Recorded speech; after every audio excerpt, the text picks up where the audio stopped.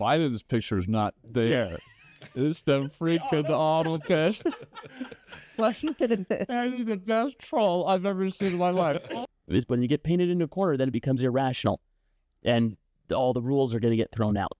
So who's their next target?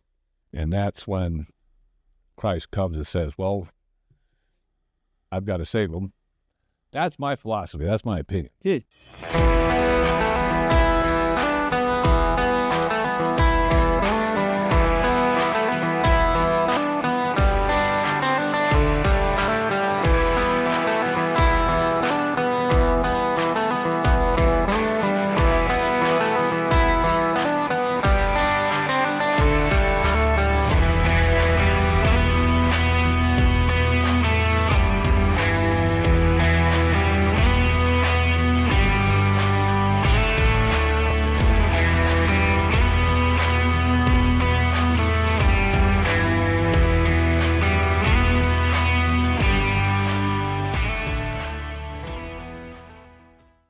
Welcome out to God and Country. I'm Uriah Kennedy, and this is Ingrid Bettridge. We have a couple great guests with us this week.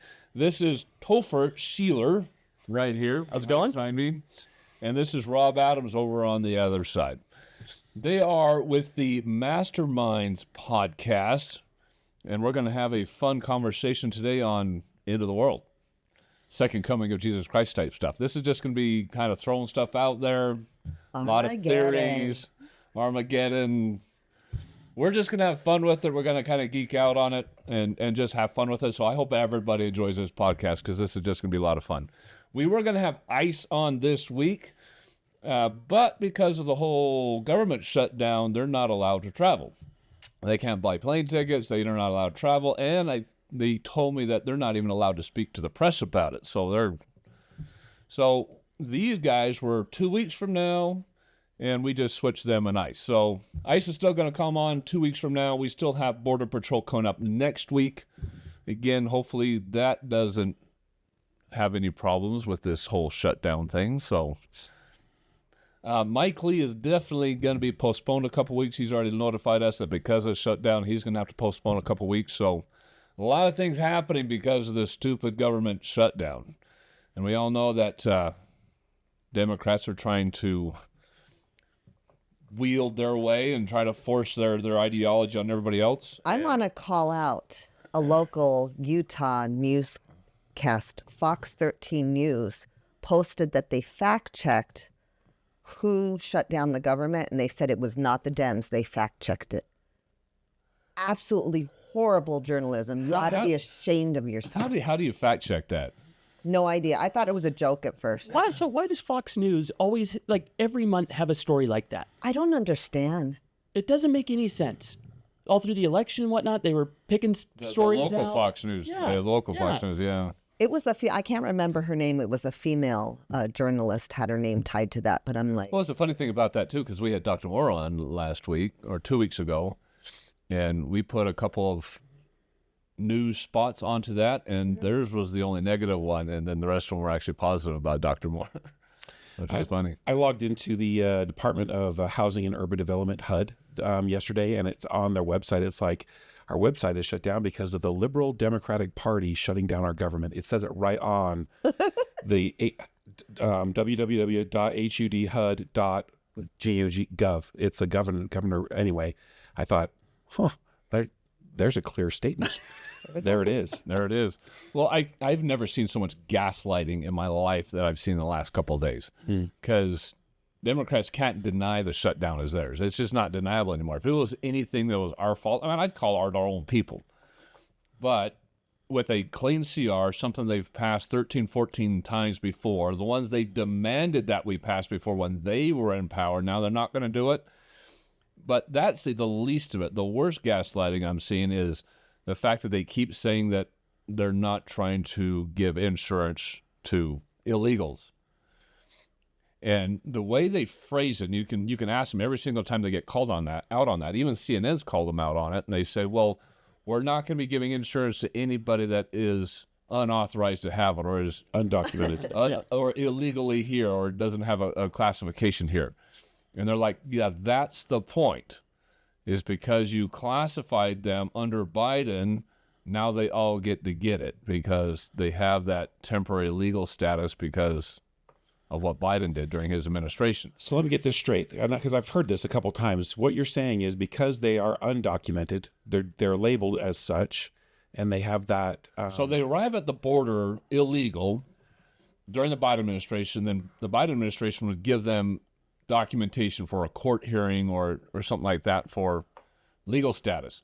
The second they get that paperwork saying that you've got a hearing, they passed legislation saying that all of a sudden they have a temporary legal status. Oh. And so everybody that has come across and has that temporary legal status is eligible for insurance, for Medicare, Medicaid. So what they're saying is actually true, but they're not saying the truth. Exactly. Does it get what I mean? And so when someone tries to pin them down to that, which many people have tried to done, they won't comment. They'll just kind of... Because there's a whole other group of people that's not being discussed. Yeah, because they'll just repeat the same thing over and over again. And you'll notice in their news conferences, they'll just say, anybody that's not legally documented is not going to have insurance. Against the law to have that. Well, the other part of that gaslighting, and I'm just asking because I was watching something this morning and it came up in my mind, is that they're trying to increase the costs of healthcare for those who, the low-income people who actually need it, who deserve it. Well, they could care less about anybody. We've said this in a dozen podcasts.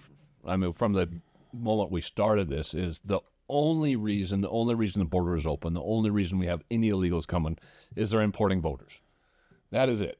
The left wants power. They want control.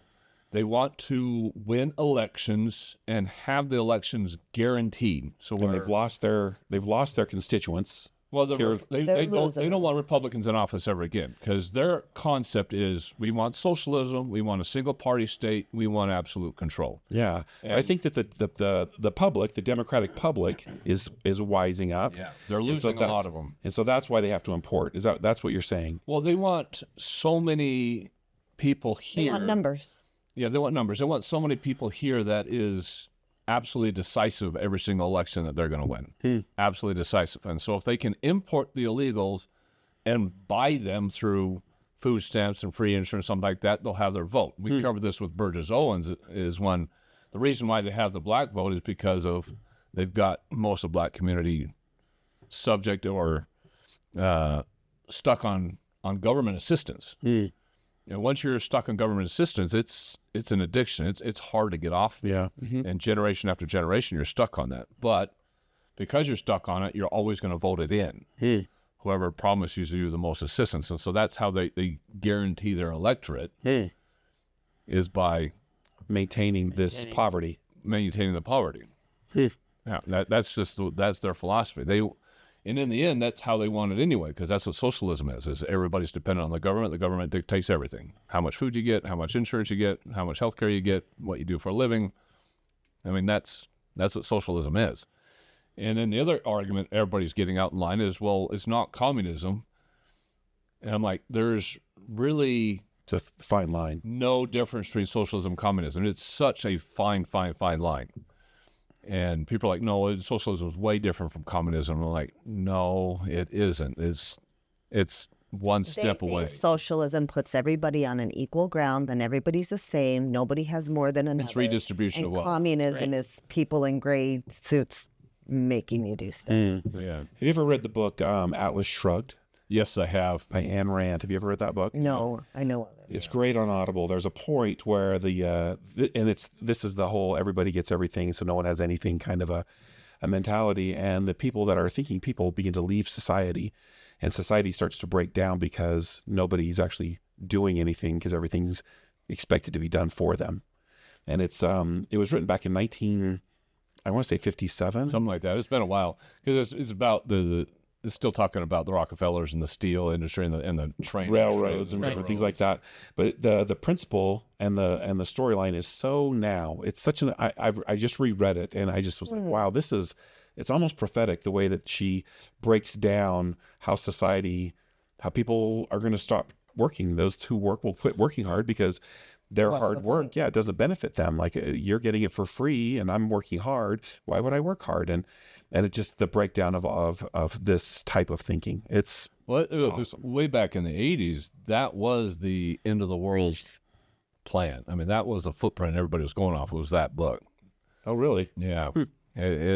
I talked to a couple of former Satanists that were saying that that's what they were studying inside of their church was Atlas Shrugged, because that was the footprint for the end of the world. Wow. Which was crazy. And I was talking to them when I was a late teenager. So this was 30 years ago that I was talking to these Satanists about that Atlas Shrugged. Wow. Shrugged. So it's been a while. So this is not even current. So Yeah. Well, I just stumbled on it a year or 3 ago, and I thought, wow, this is like, we should be reading this. Like, people should be reading this book, because that's exactly what is happening. This is the construction of the breakdown of society. As Satanism aside, it's what's we've got a fascinating cassette tape the old cassette tapes. Where's your pencil? We know you're not going to know what that is, young The man. old cassette tapes for the young guy here.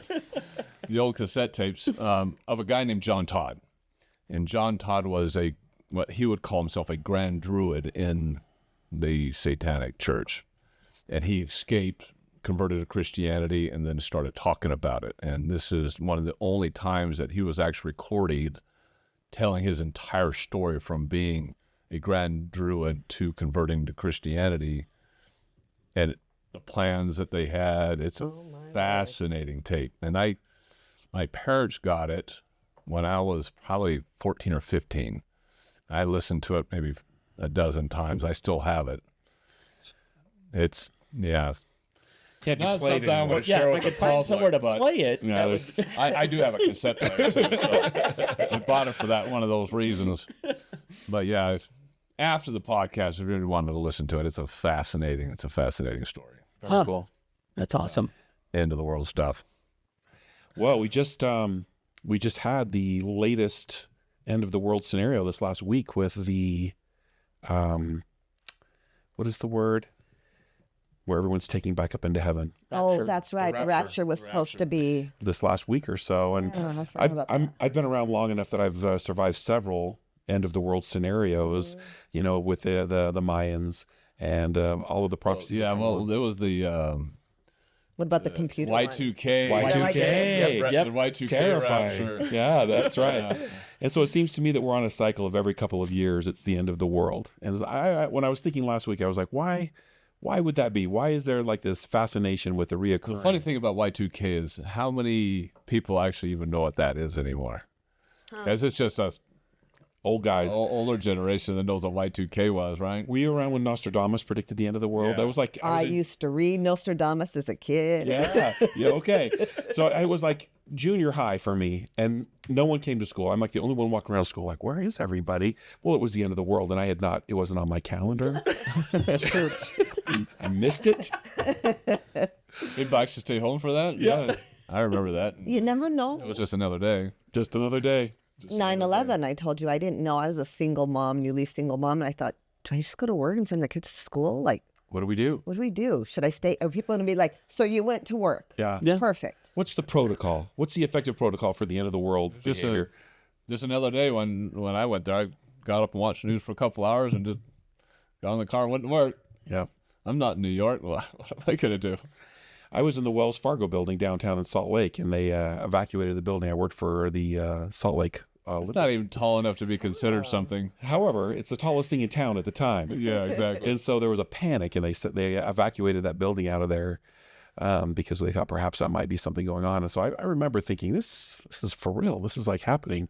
But Well, as hindsight- the young guy of this, I went to elementary school. I was in 5th grade, and they brought us in, and that's cute, right? right, yeah, thanks. I appreciate it. Yeah, but they just made us watch the news.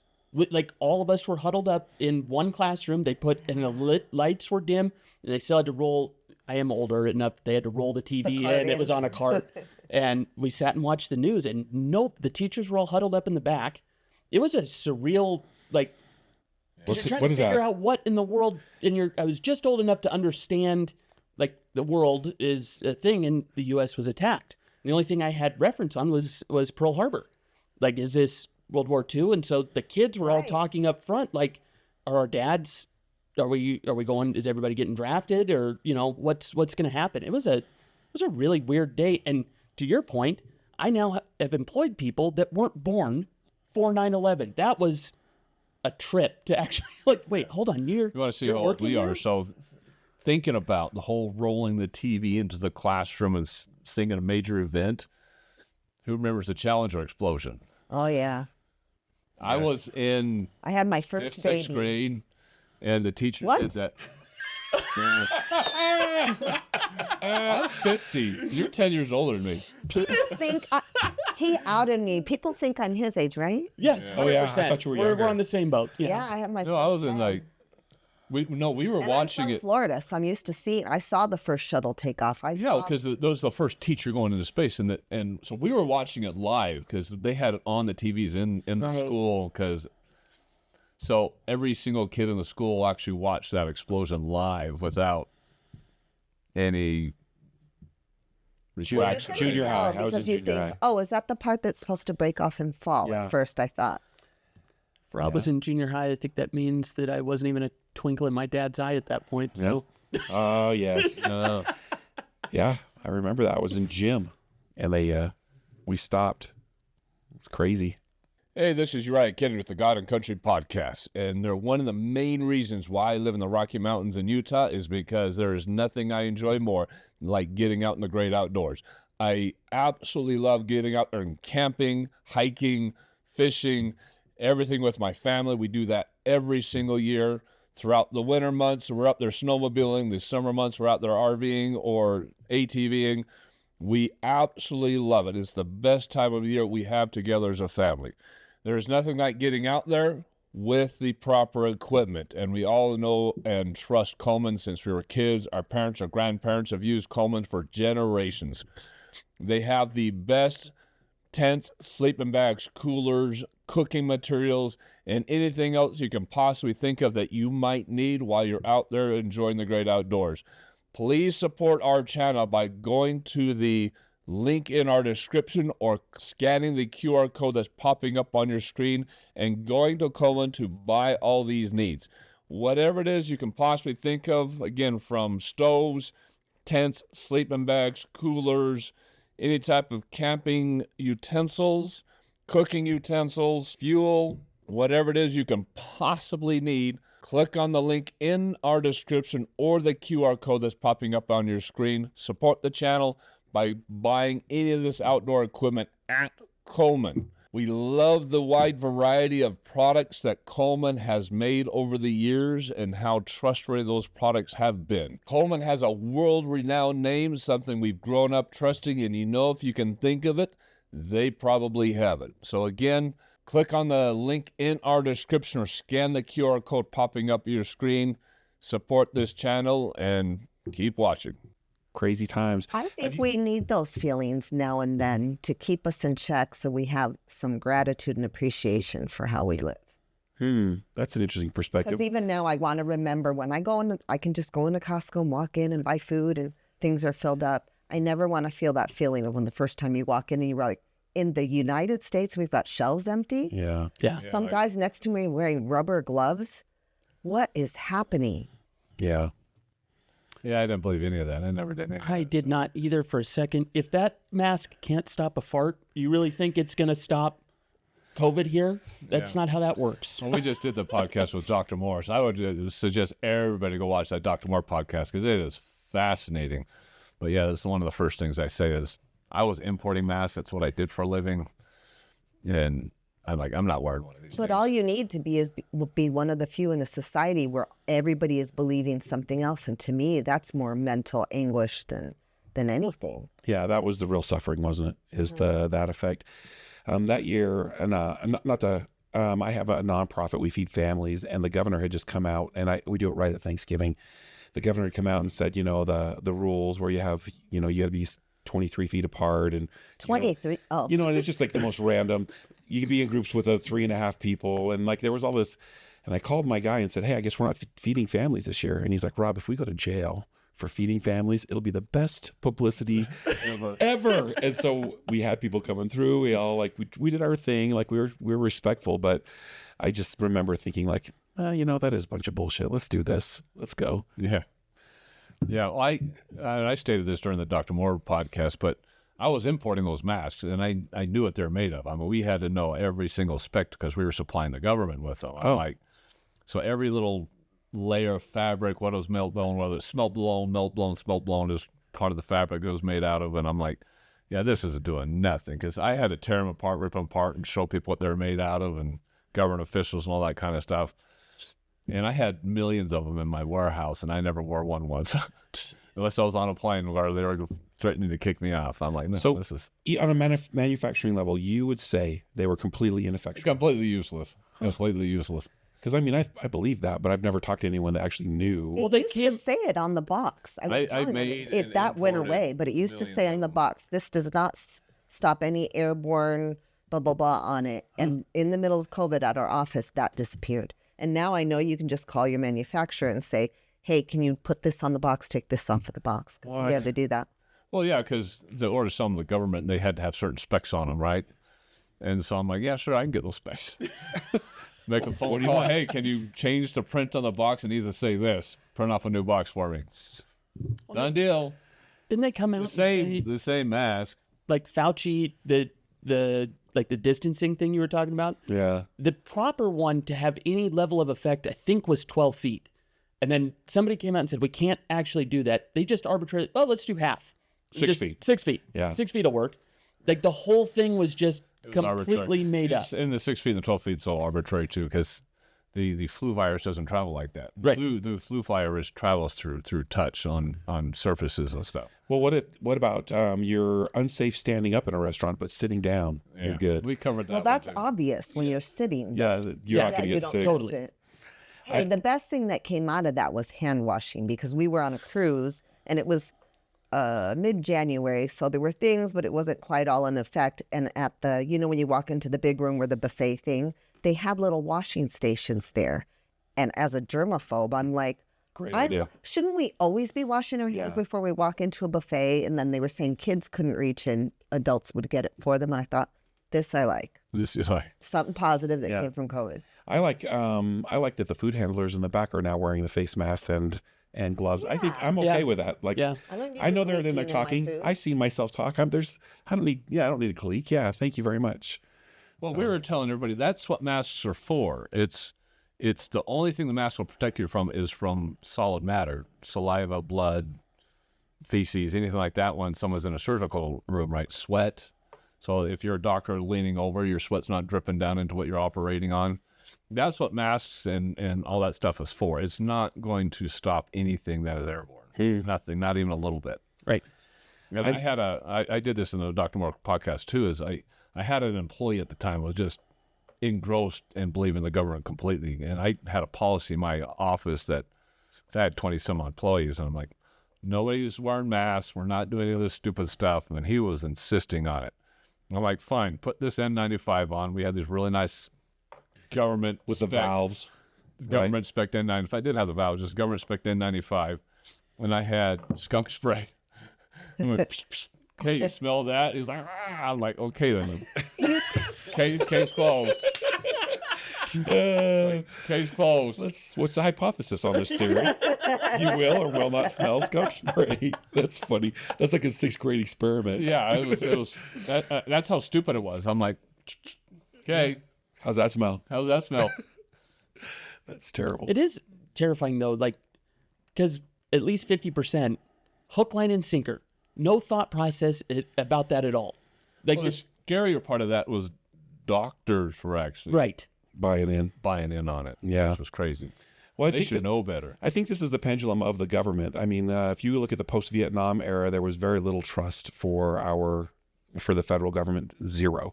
And I think we've kind of, then they build it back up again, and here we are again. I think this is just how it goes. And I think we overtrust. We want to trust our leaders. I do. I would hope they're doing that in my best interest in mind. agree, I but we trust also the have ones to I realize vote for. People are human. Yeah. So it can be a good government. You're going to have bad actors. You're going to have good actors. But we're also human. Each one of us has had things that we're not, very proud of how we behaved or what we said at some point. You're going to have Maybe imperfect today. people. Maybe today. Coming soon. Coming soon. Yeah. That's good. Well, let's go through your guys' podcast and kind of introduced everybody to the Mastermind Podcast, Yeah. which was a lot of fun. So tell us how you got it started and what the Mastermind Podcast is all about. So the American Masterminds, what we focused on was, it really started with me wanting to change the 5 people that I spent the most time around. And so with Rob and whatnot, it started like we started the podcast and the motorcycle network, very important aspect. Not a club. We are not a club. We are a motorcycle network that we made up. I got phone calls from people Who were in actual clubs. and you don't want those phone calls. But we started it because men truly are, in our view, are kind of at a crisis right now. We don't talk to each other. Like our grandfathers had the Moose Club, the Elks Lounge, stuff like that. They went out and worked in the field. And we're in a society now where you're doing most of your work behind the computer, and men are not talking. They don't have friends. And so that's how it started, is we needed a place to come in and be us, and we needed an excuse to do it. And kind of selfishly, it was, I've never met anybody that said, hey, do you want to be on my podcast? And they said no. So that was our way of getting them in, having these conversations. And so we started out on motorcycles, and it quickly... Like 2 episodes worth of motorcycles. You can only talk about motorcycles so much. Yeah. And then it was like, well, let's talk about mindset. Let's talk about things that really matter, things where the kind of rubber hits the road. And we had people come through where it got very vulnerable, very real, talking about these issues that all men are facing. Maybe all humanity is facing, but certainly this lone wolf perspective is something that we're really trying hard to. And as the kind of the outsider looking in, it was, these are the people that I idolized. Real life 1%ers is what we were trying to bring on. People that are doing something that you actually wanted to learn from. And over again, it was, they had a routine. So it naturally formed into kind of a formula. What's your routine? And then are you talking to guys? And over again, it was, no, I don't have friends. I live on the internet. Right. Yeah. That's my reality. Yes. Over and over again. And so we really dug into that, and we've got Formulas for success, right, and for healthy behaviors, how we can create that. And so it's been fun in discovering, but it really is interesting how it just like shows up over and over again. People who are successful have behaviors, and they do these things over and again, and that's what makes them great. So it's something we can duplicate. You don't need to reinvent that, Well, it used to be passed down, like, again, men working out in the field. You'd learn that from your grandfather and your father, and you'd be out there shoulder to shoulder with them. And we don't have that opportunity. So then you get the younger guys like myself that were, like, I was a professional baseball player, so I had these kind of modalities of how you get to certain places, but I wasn't finding it amongst my peers. So getting that message out, surrounding yourself with people, how are they being successful? And that's where we landed. That's the American Masterminds Podcast. Yeah, and you guys have had a number of fairly wealthy CEOs and stuff like that. 100%. So Yes. And that's the wild part. Again, I kind of look up to Rob. He's very successful in his lane, and he's got the nonprofit and everything. But we give Aaron Garrity a shout out. Like, that is one of the richest guys in Utah, and he's sitting down with me going, all right, here's what you got to do. Get up, make your bed, do this. Yeah. Like, Exercise, do this. And you got to always know what your hill you're charging is. As men, we're wired different. And that's not a better or worse thing. It's just the way that we're wired. If you don't have a mission, you don't have a hill to charge, you're going to be wandering off in the backyard chasing butterflies. Lost. And just unhappy. lost. No fulfillment. Right. And so the theme and what that kind of came through this was quit chasing happiness. That's not what it's about for men. Chase the mission, and then it'll all order in behind it. And clarity in the mission, right? Yeah. That's the thing, is a lot of people don't ask the questions, what is it I want? What would make me happy? What would create fulfillment in my life? And that is, I think, what's eroding the direction that we as a society are going in. We don't have a clear goal. We've lost our focus. Our North Star has been taken from us. And so this reawakening that I feel is happening in our world right now is wonderful, because I think that there's a lot of people finding purpose and remembering why they were made.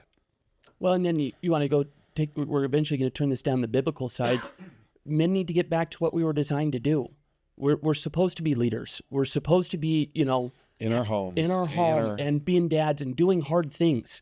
And we can do that if we're a team. And don't you think you need to instill those principles young also? Yes. It's easier if you grow up with those mentalities. Yeah, I think so. I think it is easier, but I also think it's wildly liberating to these young men as we're having these conversations, for them to be like, oh, No wonder I haven't been able to find my stride or my purpose, is because they've never been clear about it. They've never taken a second to think, what would it be? What would I need to do to make the world a better place? What would I need to do to improve myself? And then get very clear with that, personal accountability. I wore a shirt on one of our recent episodes that said, stand for something or you'll fall for everything. And I think that's why a lot of these young, and it doesn't matter the age, have fallen for the rhetoric they hear on TikTok and ABC and all these shows, is because they didn't have anything they stood for before. No, I agree wholeheartedly. Like, and it's really crazy to me, especially the younger guys that follow us. They're yearning for this. Like, back in the day, there was a coming of age tale for most men. You got to go out in the world. This can be a mission. This could be, the ancient tribes used to take somebody out into the forest. There's a maturation process that men have to go through to the coming of age tale. And part of that is, sorry for the language, getting your ass kicked a little bit. A lot. And then you learn from men, and like that, you build your value as a young man. And again, I want to be very clear. I don't speak to women's issues because I'm not one, right? One's not better than the other. These are equal, just our prerogative. That's the inner circle of men. We all know trials make us stronger. So. That's right. Yeah. Well, that's the biggest problem that people are having nowadays. We're looking at the ICE riots that are currently happening up in Oregon. I mean, those are tremendously savage at how bad those things are. And they're literally out there trying to kill ICE agents. Mm-hmm. And if they had the chance, the cameras weren't on them, that's what they'd be doing. You see the same thing down in Texas, where they actually had a whole bunch of shots fired at the building, and they actually let a Fox News correspondent go through there and actually showing the bullet holes through the walls, through cubicles, through filing cabinets and everything. And there were armor-piercing rounds that were shot through there. And you're seeing the other riots going on against the anti-Semitism and all these other universities, the anti-Christianity riots going on, the whole thing against Charlie Kirk. And all you're seeing is a bunch of youth that just don't have any morals, values. They don't have any character. Nothing was developed. And that's the issue, is what you guys are talking about. They have no purpose. They have no higher authority that they're answering to. It's just, whatever I can do, that's what I'm going to do. And they think they're standing up for right. Yeah, there's no rules because they believe everything that they hear from the left. There's so much rhetoric coming from the left. And it looks so popular. It gives them permission to do all this. Yep. Well, you take that, men not being dads.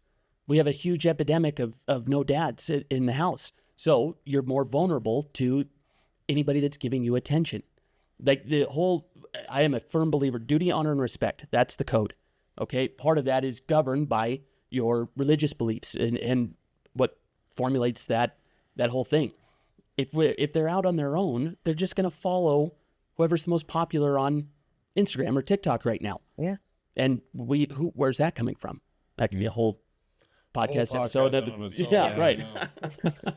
Just horrible how it's going right now. And then they try to blame the right for what they are doing themselves, right? If they can't fight it, if they don't have a good narrative, if they can't come back with truths, all they do is they just cast the blame. So it's projecting what they're doing themselves onto what they consider their enemy. And that's how they're getting away with it, is they just throw all this rhetoric out. You're racist, you're fascist, you're Nazis, you're Hitler and all this kind of stuff. And they throw it out there so much that you have these young people that just buy into that. And all of a sudden that gives them permission to act out like they're doing right now up in Oregon, these other places. That's why I miss Charlie so much, is that was the opportunity for them to come with those ideals and beliefs and talk it out. Right. Calmly. Explain to me what you think a fascist is and talk it out with them so that they can see reason and plant a seed of truth.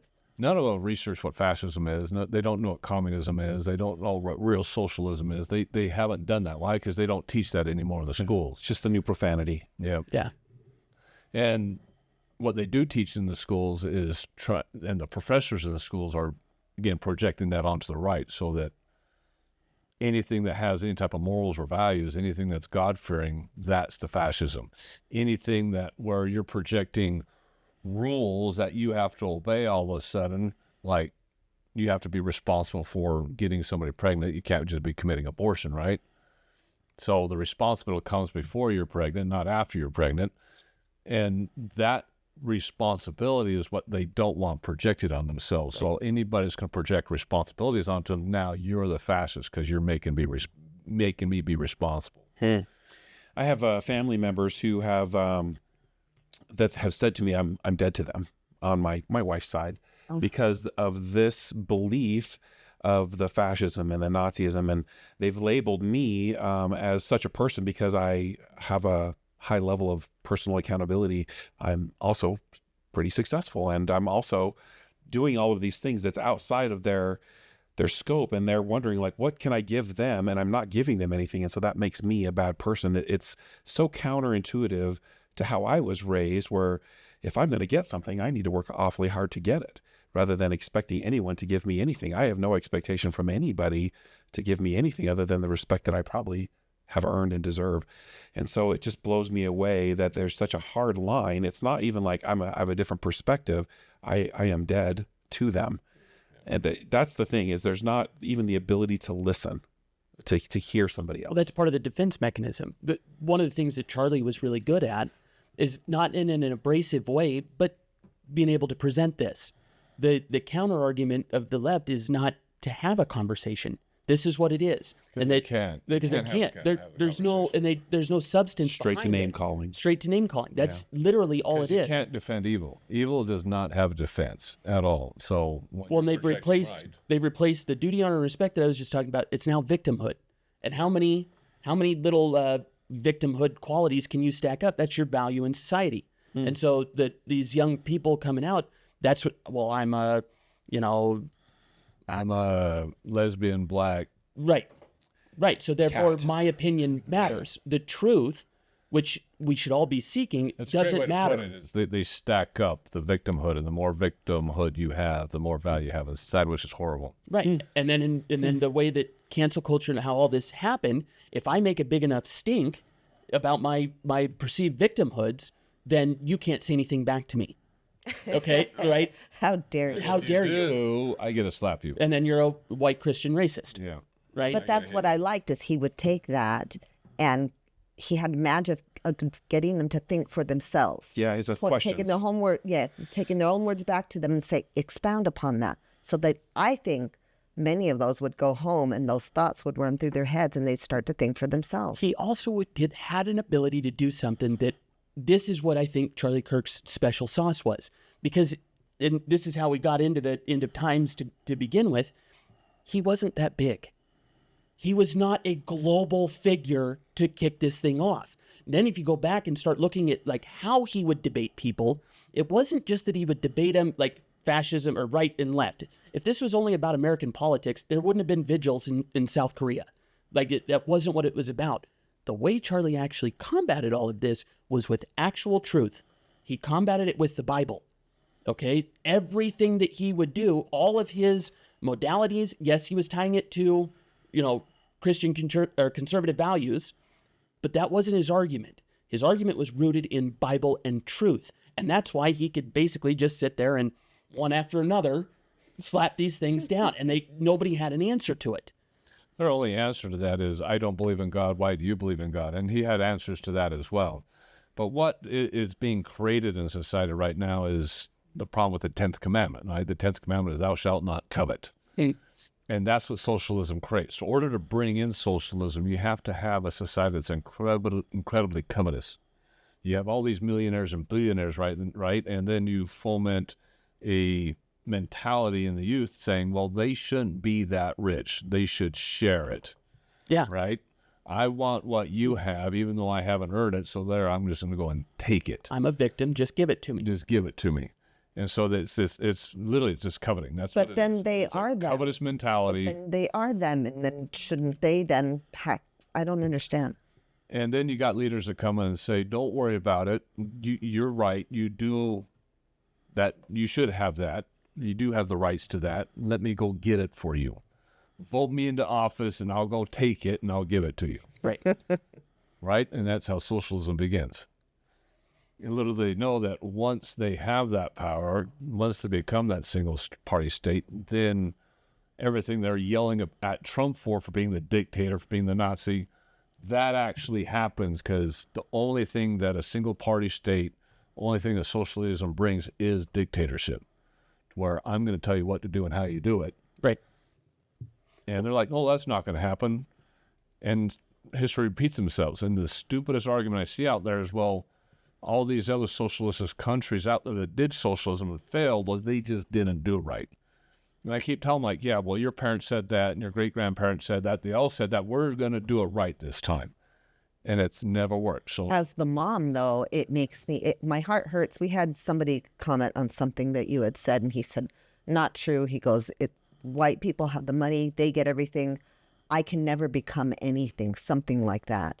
And my heart hurt because I thought, he really believes he can't have it. He's denying himself with that lie. So much joy in life. It's his truth. Yeah. So all I could say is that is not true. You can be anything. I want to be clear about this. The question that I ask, and I think about this often, is, when COVID happened, we sacrificed a lot of our liberties and freedoms to the fear of the disease. Agreed? Yeah. On the other side of the coin, there's a lot of fear and things happening in our world that are we sacrificing our liberties now? Even in the direction of righteousness. And I'm just asking this question because I think that there's a pendulum of balance that needs to happen on both sides of the coin.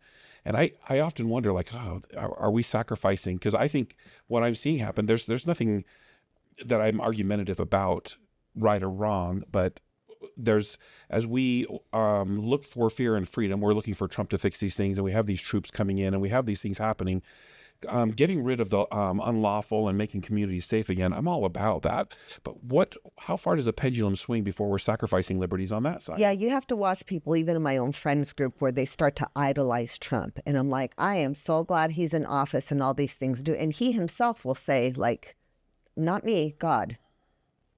Don't start looking for the president to fix everything for you, because that's not how it works. All right. We're happy to have him. Right. Because power either way is corruptible. Well, the nice thing about what he's doing is he can control his own greed for power, because he's had the money, he's had the wealth, he's had the notoriety, right? He's not looking for more. He can't be And bought. that's where that pendulum swings the opposite direction, is when money and power go to your head and you take advantage of the power that you have.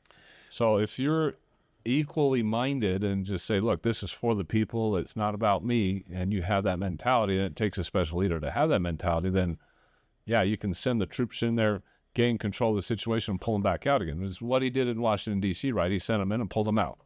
The National Guard's not in Washington, D.C. anymore. He got control. He's done. They did the thing. They did their thing, and they pulled out. But a lot of people are looking at that, well, he's not going to give up the power. And that's where they fearmonger everybody else and say, well, don't give it to him in the first place, because he's not going to give it up. That's just another projection of the left, though. That's what because they generally do say what they do exactly what they're accusing the other side of doing. Yeah. And the reason that's their big fear is because that's what they would do. Mm-hmm. To your point, that's how they think. 100%. They think everybody else thinks like they do, right, which is wrong. Right. Trump, I'm so happy you mentioned that. I've been on the Trump train since 2015. Okay, and I was hardcore back before it was cool to actually do this. But the thing that I trusted, and this comes from playing high-level sports, okay? And you don't get to see this until you are surrounded with alphas and who the actual leaders actually are. The mentality it took to be the guy that could withstand everything that he has gone through. He's not going to be the nicest guy on the planet. He's got to be a certain level of cocky and confident that not many people understand. And he is that guy. What I said from 2015, it's not that I think he's going to get it all right. It's that I trust that he is cocky and confident enough that nobody else is going to sway him. Good, bad, or indifferent, he's going to do what he thinks is right. Thing to do. And we're seeing that everywhere. I mean, look at him bombing the boats out in the water for the drug cartel. Mm-hmm. Who would be cocky enough to do that? Only one guy. We don't have a president ever before that would have done that. Reagan wouldn't have done that. No. And then for the times, it took somebody special. So down to, it's not that I think Trump is somehow God's favorite person, right? Right. It has nothing to do with that. God uses different people at different junctures because they have different skills. The skill set that Donald Trump possesses, there's not many people that would be able to get shot, get hated for what are we on, 10 years now? Over and over and over again. And he just keeps getting back up, and he laughs at him, and he's making sombrero memes right now. Man, that is the funniest thing. I was actually looking through, because my wife's Latin. I was actually looking through her belongings to see if she had one, because I was going to wear it on the podcast today. Just the sombrero. I thought that's going to be hilarious if I could find one. I couldn't find one. I was seriously looking for one. Is that the funniest thing that's come out of the White House in 50 years? Did you hear them playing the mariachi music before the press conference? Oh, really? Yeah, they're playing the mariachi music. Well, what's even funnier than the sombrero? I don't know if you guys have seen. I sent this to you, the little TikToks where outside the White House there's columns, and on the outside of the building he has pictures of every single president that's ever been, right? And Biden's picture is not there. It's the freaking auto pit. That is the best troll I've ever seen in my life. Only Trump would have done that. That's hilarious. I mean, why is it Mar and everybody else laughing? Because that's funny. It is objectively funny. Everything he's doing right now. You can't make fun of that. No. That's honestly funny. This is Uriah Kennedy from God and Country, and I grew up around guns. That's something that was just a normal thing. I knew where my father's guns were, and I knew what gun safety was, even from the smallest point as a child. There is nothing that taught me that more than having my own BB gun while growing up. BB guns provide hours of fun for kids and teenagers as well as for adults. But at the same time, that is teaching you great marksmanship. It is also teaching you gun safety in a better and safer way. There is nothing better as a father than to be able to go with my children and teach them the skills of gun safety, gun accuracy, and be able to do it in a fun and inexpensive manner. I've always had a Crossman growing up. Crossmans provide excellent accuracy and a lot of power for a BB gun. There's a lot of different styles to choose from different types of air rifles and pistols, even to fully automatic BB guns and other types of air guns. You need to go to the link in our description or click on the QR code that's coming up on your screen to be able to go to Crossman and make those BB gun purchases, those air rifle purchases. And again, it's going to supply you hours of fun and enjoyment with you and your kids as well as you as an adult. And BBs are a lot less expensive than actual ammunition. So go to Crossman by using the link in our description or the QR code that's popping up on the screen and enjoy the accuracy, the quality of construction, and the hours of family fun that you will have with these air rifles and BB guns. Again, the link in the description, the QR code that's popping up on your screen, and then support our channel. Thank you. I have seen what God's done in his life, though, from the first Trump administration to the second. Oh, absolutely. That assassination attempt, those who followed him say it's changed him. But think about, if you really want to dive in, think of how, if you're God, and I'm not trying to, blasphemy or anything, but if you're looking at it, and then all of a sudden, God is being talked about on the front stage from the White House lawn. Yeah. Can you, via Trump? That is a wild course of events that it took to get to where we are right now. This is the most. The Charlie Kirk Memoriam, everybody got up there and talked about God. Yep. Like J.D. Vance says, I've talked about God more in the last 2 weeks than I ever in my entire career. And I'm looking at news. I was watching Fox News and every single one of them started talking about their faith in God. Every single one of them. I've never seen a newscaster do that. And it took tragedy to take us to that point. Openly, and not just openly, but they were enjoying the conversation. They kept it going. Yeah. Yep. I'm like, that's never happened. Not since I've been alive. Even when I was a kid, no one on the newscasters talked about God or faith or anything like that. They didn't mix those things up. Well, then you go, this is a fun rabbit hole. Okay, so then you go back to our founding fathers. This country will not work without Christian values. That's the whole way it was built. Democracy cannot happen if you don't have a bedrock of Christian values. We're actually going to get back to some of this stuff the 50,000-foot view on all of this, you kind of starting to see different pieces line up. It's kind of fun. I had a plan from the beginning, and I said this last week with our podcast with Megan Strader, is God went to Charlie Kirk pre-Earth and says, it's going to get dark, it's going to get gruesome in the last portion of this world, and I'm going to need to buy myself a few more years. I'm not going to be ready for the second coming. I would need to buy myself a few more years, and I'm going to need a massive awakening. I need you to start a movement, but it's not going to be enough just to start it. The only way that I can broadcast that movement is I'm going to take you back. You're going to be the martyr. Are you willing to accept that mission? And he wholeheartedly said yes. And he said, okay, Erica, we're going to get the two of you together. This is going to be the hardest thing you've ever done. I'm going to take him from you. But at the same time, I need you to pick up that baton and run with it. He went from having millions of followers to having hundreds of millions of followers in overnight. But it was overnight. It was bigger than that. Again, American it's not politics, about him. it wasn't. About the movement. It was. And I don't think anybody realized that until it was happening in real time. Yeah. And Again, it had to be a non-denominational movement yes. of faith. Yes, 100% yes. This is not, it wasn't tied to, you're seeing Christianity, and all of a sudden we don't really care, Lutheran, Presbyterian, doesn't matter. Yep. That we're And that's kind of what united. we wanted with this podcast, too. Non-denominational. I was actually talking to your partner, Jared, who wasn't able to make it here to the podcast today, and he was over here installing something, and I was saying the one thing that I kind of have a pet peeve with my own sect, which is the LDS Church, is we're very isolationist, and a lot of them get very, very isolationist. And I'm like, there's no difference between the LDS Church, the Catholics, the Lutherans, the evangelicals, when it comes down to that base knowledge of Jesus Christ, right? We all have the same base. We know that Jesus Christ died for our sins. We know that we can repent, and we can know that through him we can turn to our Father in heaven again. That is the base. That is the base gospel.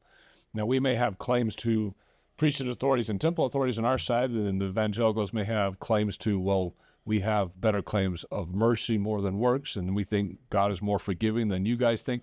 There's a whole bunch of idiosyncrasies that we can pick apart between the different sects and religions.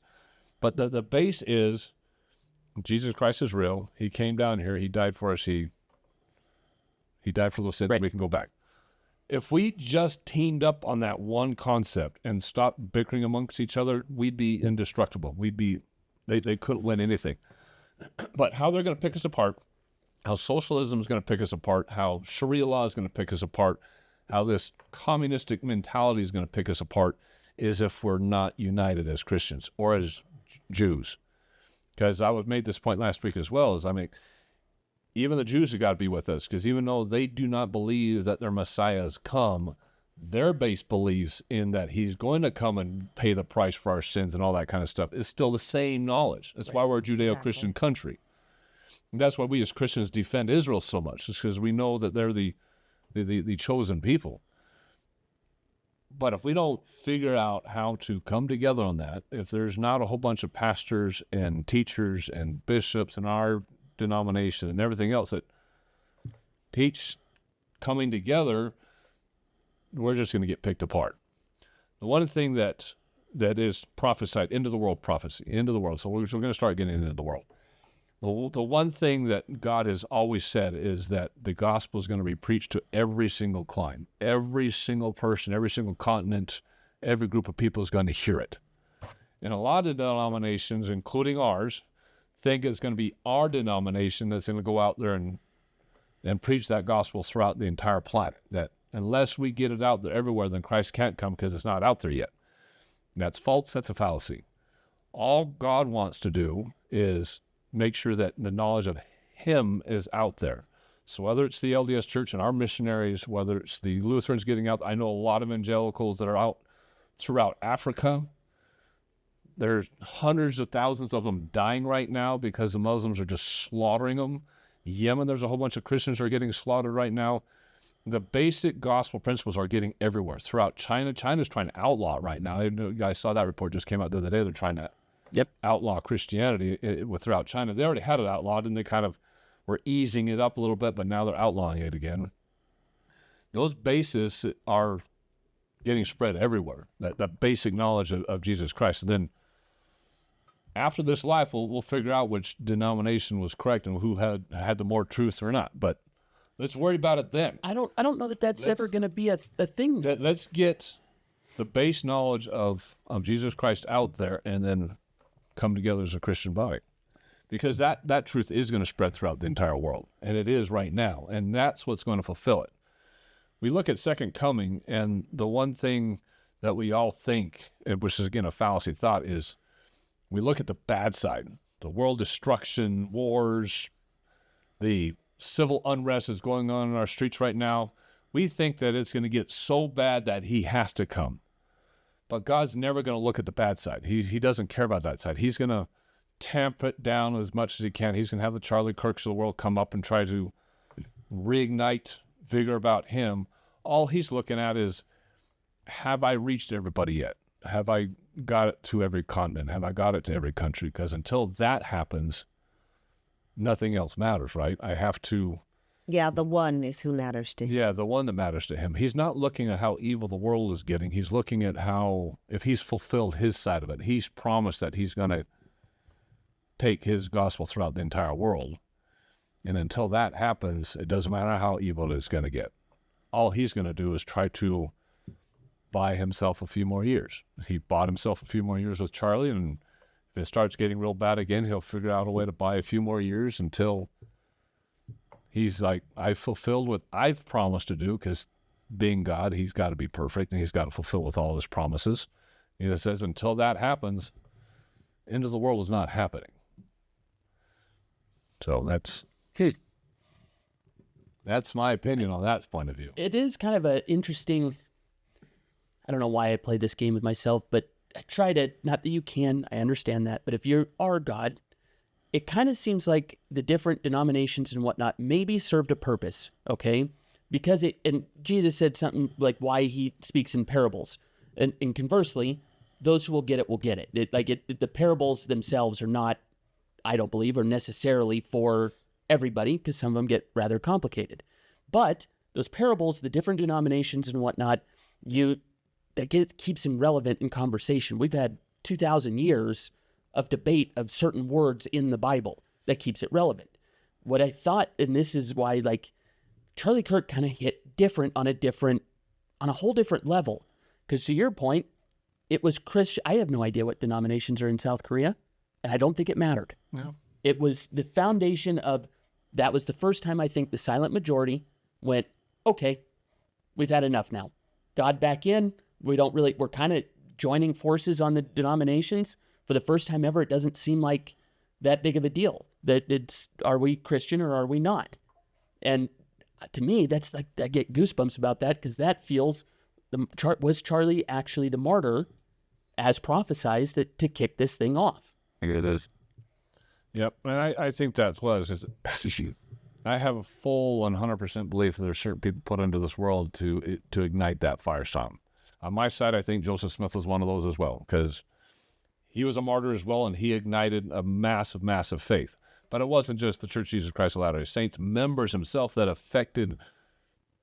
were affected because of his martyrdom. There was a lot of other Christians throughout Missouri and Independence and Illinois that were greatly affected by his death, that brought them a little closer to Christ as well. So even though he started this faith, doesn't mean he didn't affect the rest of the world, because he was running for president at the time, and he was affecting a lot of things, which is the main reason he was killed. He wasn't necessarily killed because of the new faith. He was killed because he had certain values that he espoused, the main one being he was very, very anti-slavery, and he was actually out there and having his people preach anti-slavery in a state that wanted to go be a slave state, long before the Civil War was ever even thought about or making them free. So he was already preaching about that, and he was getting a lot of sway. He was getting a lot of popularity, a massive amount of popularity throughout the East Coast, because he had people out there already campaigning for him. Mm-hmm. And the other issue that they had was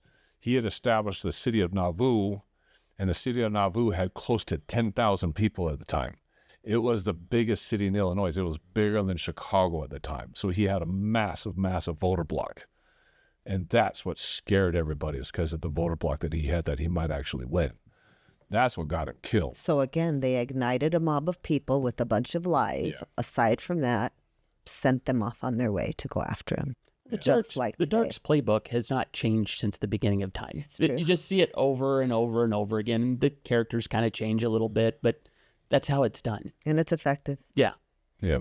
And just whether you believe in the LDS Church or not, the fact is that he died for his cause, and he ignited a firestorm. Charlie Kirk died for his cause, and he ignited a firestorm.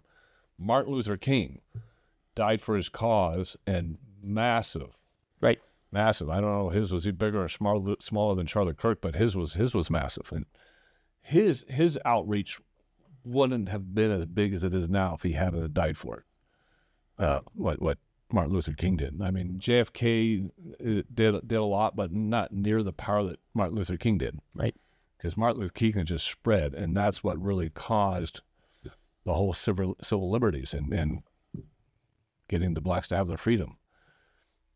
Even though they had their freedom, they still massively persecuted at the time. But going back to the lies, I mean, we just see how that projection, how anything that they're doing, any way that they think of or how they're thinking, they try to project it on somebody else and make them look like what it is that they're doing, because that's how they think, right? And if I think that way, then everybody else has got to think that way, right? You think that way, right? If you have the power to take all that authority, why wouldn't you just take it? So they legitimately do not understand Trump. They think that he legitimately, and this is their honest belief, that he's giving so much power and authority that he is not going to let it go. So when they call him a dictator fascist, most of them truly believe it. Why? Because if they were in that position, like you were saying, that's what they would do. Correct. They would take that power and authority and they wouldn't let it go. And when someone says, "No, I'm just going to walk away. I don't care about it," it boggles their mind. They don't understand. It does not click. It doesn't even phase over. I'm like, how would you do that? Why would you do that? Well, They don't understand that. I'll steal a little something from things that we talk about on the masterminds. You know, what is one thing that Donald Trump has been accused of? Basically everything. What is one thing he has not been accused of? Being feminine in any way, shape, or form. Yeah, that's for sure. He is man's man masculinity personified. He's got the money, he's got the girls, he's got all of it. Okay, now, masculinity has been bastardized over the last 50 years or whatever you wanted. Okay, toxic masculinity, Jim Bros, is not masculinity. The root of masculinity is to provide and protect. Okay, Donald Trump's not going to do that. He's not going to hold on to power. That's not the point. That's not what a man actually does. He's not going to hold on to it. Okay, he's there to serve his role. We've got a duty and a mission. And the mission is now to hand the country back in a significantly better place than when he got it. As we would in day-to-day life as men. Our job is to protect our family. And then when it's time, we're going to hand it off to our sons. Okay, that's the way it works. But Donald Trump that's what they're accusing him of. That's what I see. Is I saw a little meme that says he's going to hand it to his son, and then they're going to make sure it stays in the family. That's their plan. Yes, because he's a king. But we still have this thing, protests, voting and stuff like that. It's all still there. He's not doing anything to that. But it's the modality. To your point, nobody actually understands because they're not around him. Alpha males have kind of been, stricken from society. It's not something that's idolized. Masculinity, with toxic masculinity, you can't even talk about it. Well, Pete Hegseth sure brought it back last time. Oh my God, was that not? That got chills all over the place. FAFO. And if you need a translation, we got a service member that'll come around and show it to you. I mean, this is a little talk to the leadership. I mean, you looked out in the audience and see all these 4- and 5-star generals, and he says, we don't need all of you. We're going to cut back on the leadership. And we're going to do you that. Can see the faces and 50 push-ups, 50 sit-ups. This isn't about how fast you guys can get up to the ranks anymore. This is about fighting and winning wars. This is about being in shape. I mean, he gave everybody a little piece of humble pie, and I loved it. And I love the fact that they actually brought everybody in to be able to do that. Because I was listening to one podcast, and he says it wouldn't have had the power and strength if they did it over a Zoom call or something like that, right? When he can put them in here, put them in seats and say, no, it's either my way or the highway. It's either you do it this way or there's the door. And this is what we're doing. And we're going back to shave And your they're face. looking at everybody else, saying that everybody else knows. It's not just some screen and I'm by myself in an office somewhere where the impact is just not there. You can just turn your screen off and like, oh, yeah, okay, whatever. We'll just go back to what you normally do, right? You can't do that when you fly in person. Right. Can't do that. And everybody knows that, no, this is serious. This is what we're going to do. And if you can meet the new challenges of the physical requirements, then great, you can be in. And if you're a woman and you can meet those physical requirements, great, you can be in. But if you can't, you can't. But then his fun comment was, if you're a weak man, then you're probably not going to get in either. Which I thought was great, because you had a lot of the LGBTQ community that thought they can run in there and just do it and be weak men, and that's not going to work. Now, if you're LGBTQ and you actually pass to the physical, great, more power to you. Right. But there's a lot of them getting in there that were quite feminine, let's put it that way, that weren't meeting the standards, and they're letting them do whatever they wanted to do anyway. Why? Because nobody wanted to be the person that kicked out the feminine man that's not meeting the requirements.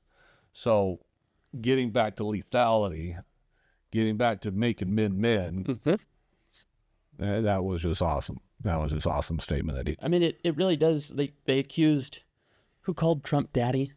So I forget who actually did it, but that was, right when he got back in. And it does feel like, okay, dad's back home. Everybody, let's sit up a little straighter. Dad's home from work. It's time to act right. I think it's cool. I'm a big fan all the way around. Yeah, and the way the left is just fuming. You can see the steam coming out their ears and the fire coming out of their eyes because they cannot take this. I think just destroying them. The silent majority, I've thought that for a long time. It was like, what's it going to take? What will it take to activate the majority of Americans? And it's an interesting thing that we've had to come to this point and what's coming from it. I'm excited to see where we're going. I don't know if it's all good or if it's all bad. Like, it's kind of one of those things. I've been around long enough that I want to see, like, in hindsight, what Mr. Reagan did there, that was a good thing. Not so much over there. But there's definitely, I remember during COVID thinking, what's it going to take to activate all the people who are just like, this is crazy, or whatever you want to talk about. Wonder where we're going to go. Where do you think it's going to take us? Well, my interesting thing is how long is this going to last? Because people, it is looking really, really good right now, and he's getting a lot of popularity, but there's always that side that wants to, well, yeah, it's good and all, but I really like my depravity. I really like where we were going. I really like having more pornography, more this, more LGBTQ and all this other kind of stuff. I really kind of like that. And you guys are all too God-fearing. You're not going to allow any of that back into society. So even though I don't support anything that the left has, they are a little more liberal in some areas. So I'm going to vote for them anyway. Even though I don't like anything else they're doing, even though I don't support anything else they're doing, they're a little more liberal in some of the areas. And because of that, society degrades. Well, I think there's a line of politeness that a conservative person was raised with, where I'm not going to say something to you. You can have your opinion. That's how I was raised. You're allowed to have your opinion. It's okay. But the fact is that that's not how they're playing. Those aren't their rules. And that we had to disrupt that, because this is no longer a polite conversation. We're talking about some very serious things, and it's exciting. Yeah. Well, they're losing right now. We pointed this out too, is they've lost the White House, they've lost the Senate, they've lost the House. They're trying to get those back in nefarious ways by redistricting or bringing in the illegals. They're trying to get it back. They don't have the Supreme Court. Even with all those lost, they used to still be able to just get away with whatever they wanted to, because they had the deep state and they could funnel money anywhere they wanted to go, whether they're taking it from USAID, they're taking it from the Department of Education, from Securities and Exchange Commission. They just had money networks everywhere they would funnel. They could launder money through Ukraine. They were laundering money over there like crazy. And as long as they could move money, then they had all these deep state employees out there that said, I want you to create this program, do this, do that. The deep state people would just do whatever they wanted to. And so they didn't need legislation. They didn't need a executive order from the president. They didn't need anything. They just tell people what to do, and they did it. Here's the money. It's going to show up in the bank account. I need you to get this thing done. Right. But Trump is shutting that down, too. So he's destroying USAID. He's trying to shut down the Department of Education. He's cutting back like crazy. Now with the government shut down, he's meeting right now. As of this morning, he said he was going to try to meet and see how many people they could let go permanently during the shutdown, which I think is awesome. So, which is going to backfire on the Democrats. But he's getting rid of their funding. He's getting rid of their deep state. So now they're in a mode of absolute desperation. They have no power, no control, no nothing. And we said this before, the more desperate they're going to get, it's going to be like a lion painted into the corner. They're going to become more vicious, more violent, because they have no way of combating the powerlessness. And the only way they're going to come out and get power is by taking it, by making society so violent, the unrest so bad that people demanded change, and they come in with a knight in shining armor and said, vote us back in and I'll create the change. These guys aren't doing it. Even though we're the ones that created the problem in the first place, we'll go and fix it now, because we're going to project all this stuff that's bad in society that they caused it. We'll go on and fix it, and we'll just get our power back. It's really interesting you said that. So the tactic to date was bullying. Okay? Bullying, like, oh, don't you dare say anything that might offend me. That is not working now. The logical next escalation factor is now it's going to get violent. Yep. Charlie might very well be the first one in a long line of what's going on, because when you get painted into a corner, then it becomes irrational, and all the rules are going to get thrown out. So who's their next target? But each violent act brings More violence. Well, but it brings about people uniting. And if that's what God has to allow to happen so that we wake up and stay involved. I mean, I woke up 9/11, so I had joined the 9/12 movement and the Tea Party movement and was, reading 5,000 Year Leap. And so that's, for me, this is just an ongoing, it didn't start for me now. Sure. But that's what it took, is it took all these tragedies. It took 9/11 for us to go, like, do we go to work? Is this it? Is this Armageddon? Are we going to have these, the purple robe lady and the doors and all these things? And then the next tragedy happens and we wake up. So just like it's working against them to shut down the government, all these violent acts are uniting people of faith and waking up those of us who didn't want to be involved. Because if not, we get happy in our country. We're fat, happy, and complacency. Yeah, we're so blessed. We just get to go to work and live these great lives, and so we don't get involved. Follow what you're going to see now is, this is biblical, is he's always said there's going to be a huge separating of the wheat and the tares. He has that parable throughout the New Testament, the separation of the wheat and the tares.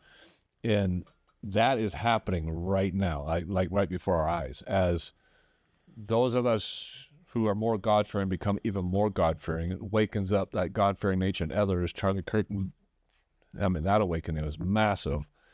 And the more awoke we become, and more God-fearing we become, more Christian we become, there's going to always be an equal and opposite, right? The farther they're going to go their direction. And it's just going to be the separation. We're going to become more and more righteous. They're going to become more and more wicked. Why? Because they have nothing to combat against that.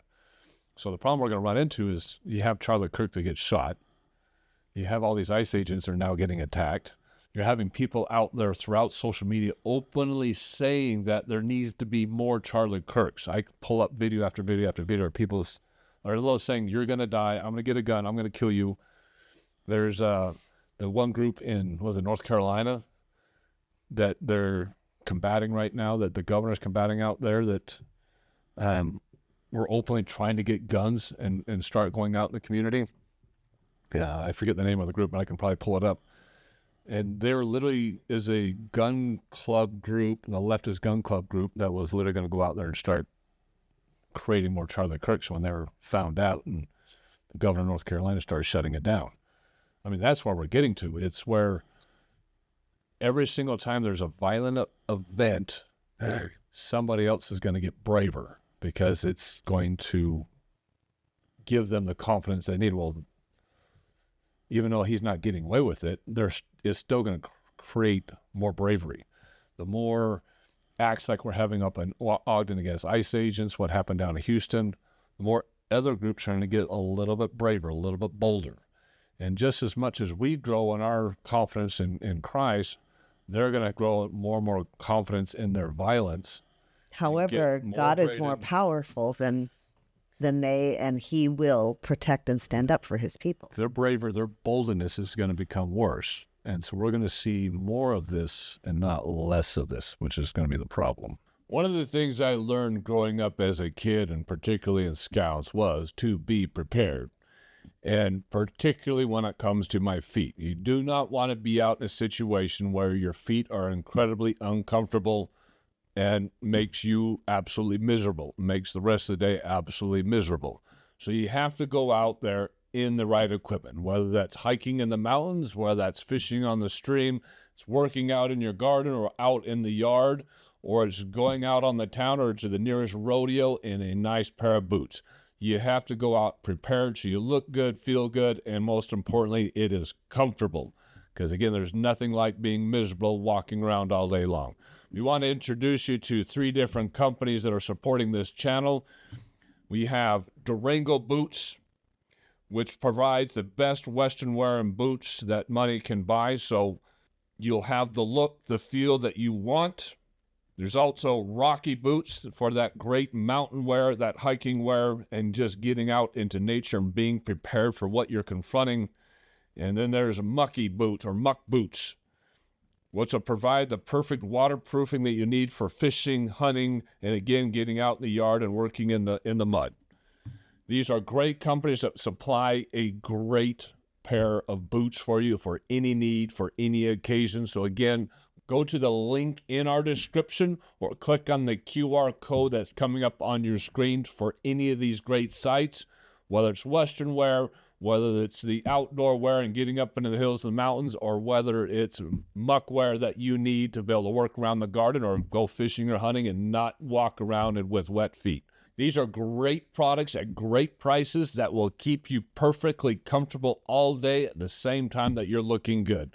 So trust these products, whether it's Durango, whether it's Muck Boots, or whether it's Rocky Mountain Boots or Rocky Boots, and go to those sites using the link in our description or QR code that's popping up on your screen. Again, the link in the description or QR code that's popping up on your screen, and support our channel. Yeah, but your point of separating the is it wheat from the shade? The wheat and the tares. Wheat and the tares. The tares are weed, right? If you look at the biblical, you have the wheat and they have the stalk and you have the wheat grains at the top. A tare is a weed, but it looks almost slightly different, almost identical to a wheat. So when you're going out there, you have workers back then. They had workers that would go out there and hand pluck it. He says, no, just let them grow together, because if you start plucking out all the tares, you're going to pull the roots of the wheat and you're going to kill the wheat. So he always said, let them grow together, and then when the season's over, we're going to go out there and just pluck it all at once and start separating them out, right? This is a tare, this is a wheat. We're going to sift them out. And so that's what's happening is that actual event of separation. Well, where I was going to go with that is maybe that's a good thing. Like, by the same token, the numbers on the left, and we're talking about the extreme, we're not talking about the center, we're talking about the extreme over here. I don't think their numbers are as big as they think they are. Their confidence, to your point, is very, very inflated. Okay, and it's because of social media and different stuff. They're a lot louder than they actually are. I agree. The whole balance of things here. The 24-hour news cycle is helping that out a lot. 100%. What I don't think they're prepared for, though, is I don't think they understand the absolute magnitude of what they just awoken. Okay, again, to see Charlie Kirk, okay, he had 4 million followers. It wasn't a world figure. And now we're having stuff in South Korea, in Australia, in vigils and whatnot. I don't think that they understand where they're actually is at. So one of the things I'm trying to keep, because it's hard to you read these stories The and it's, martyr is created. yeah, I think there's a lot more hope than what it feels like there actually is right now. Well, we know there is because we've read the story. I keep saying, like, we act like, oh my gosh, everything's out of control. It's out of God's control. It's not. This is how it's always meant to have happened. Well, Charlie Kirk proves that, right? Yeah. Like you said, that I'm a full belief that was his mission. I'm gonna waken things up. It's gonna start looking all doom and gloomy. Then I'm gonna show everybody who's in charge, right? It's gonna take a martyr to do that, but I'm gonna show everybody who's in charge, and that's what he did. Now, there's gonna be more examples of that. I mean, look at Trump. Trump was 2 seconds or 2 hairs from being dead himself, right? We all know for a fact that he admitted it himself that was complete God Almighty that turned his head slightly and nicked his ear and nothing else. And I 'Cause there think is helped him nothing make but- sure that, okay, now you're here. What's your focus? Let me wake you up. Right? Hey, I'm in Donald, charge. Donald up here. Right. Yeah, that woke him up just as much as it woke us up because there was a distinct difference between way he was before that to the way he was after. Because afterwards, he himself started talking a lot more about God himself. Long before Charlie Kirk, he was talking about God and introducing God a lot more. And then we go to our own introduction video. The first thing he does when he gets back in the office and has his first cabinet meeting was he had prayer. And we put that right into our introduction video that we have for this podcast.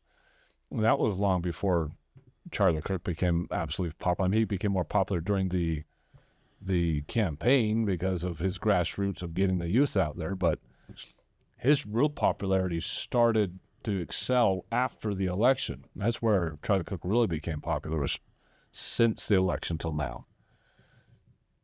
Trump had already started on his own accord some of that God-fearing role coming back into society by bringing prayer back into the cabinet room. I mean, when did we ever see prayer in the Capitol building before that? And for all the cries of racism, have you ever seen a more diverse? Neither one of the Cabinet. Bushes brought prayer back. Never conservative. No.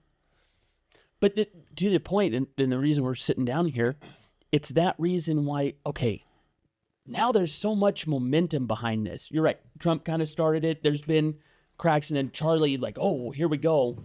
But now we're getting to a point now where you have to ask yourself, is this actually, because then you get into like the numbers and stuff like that, like, you know, somewhere between, depending on where you want, but we're right at the cusp of the return time-wise being right here. Or is this actually it? Now, we had the same conversations back at Y2K, heard, understood, acknowledged, you know, until they came and went. But at least to my understanding, Y2K didn't have this massive God movement coming out, right? No. Did anything else? I feel like after the next day, it was just over. Yeah. We all went back to work on January 2nd. And the lights didn't turn off. That was it. This feels different. When Charlie Kirk was shot, the emotion, I went home to my partner and she was bawling her eyes out for Charlie Kirk. I'm the political one. You knew who Charlie Kirk was, you know, and it was everywhere. It was felt. And I don't remember another issue, even 9/11, it didn't feel the same way. Yeah, 9/11 definitely brought the country together, but nothing has brought the faith into the country like what Charlie Kirk did. Right. Nothing. There's nothing else that ignited that. Nothing. Well, let's get into the elephant in the room. Okay. The elephant in the room is Israel, right? Well, yeah. My opinion that end of the world, Christ's second coming starts and ends with Israel.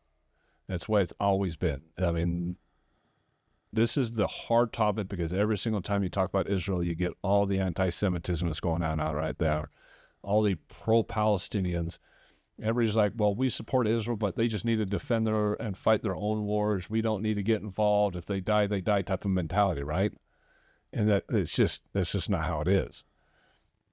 I'm of the opinion that, yes, we need to not put boots on the ground, not do as little as we can as far as our own blood until it's absolutely necessary.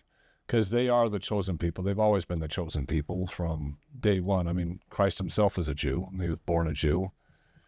He said throughout Scripture, I'm going to read a couple of those, that they're the chosen people. So we as Christians, we know that. We know who the chosen people are, and we're going to defend that.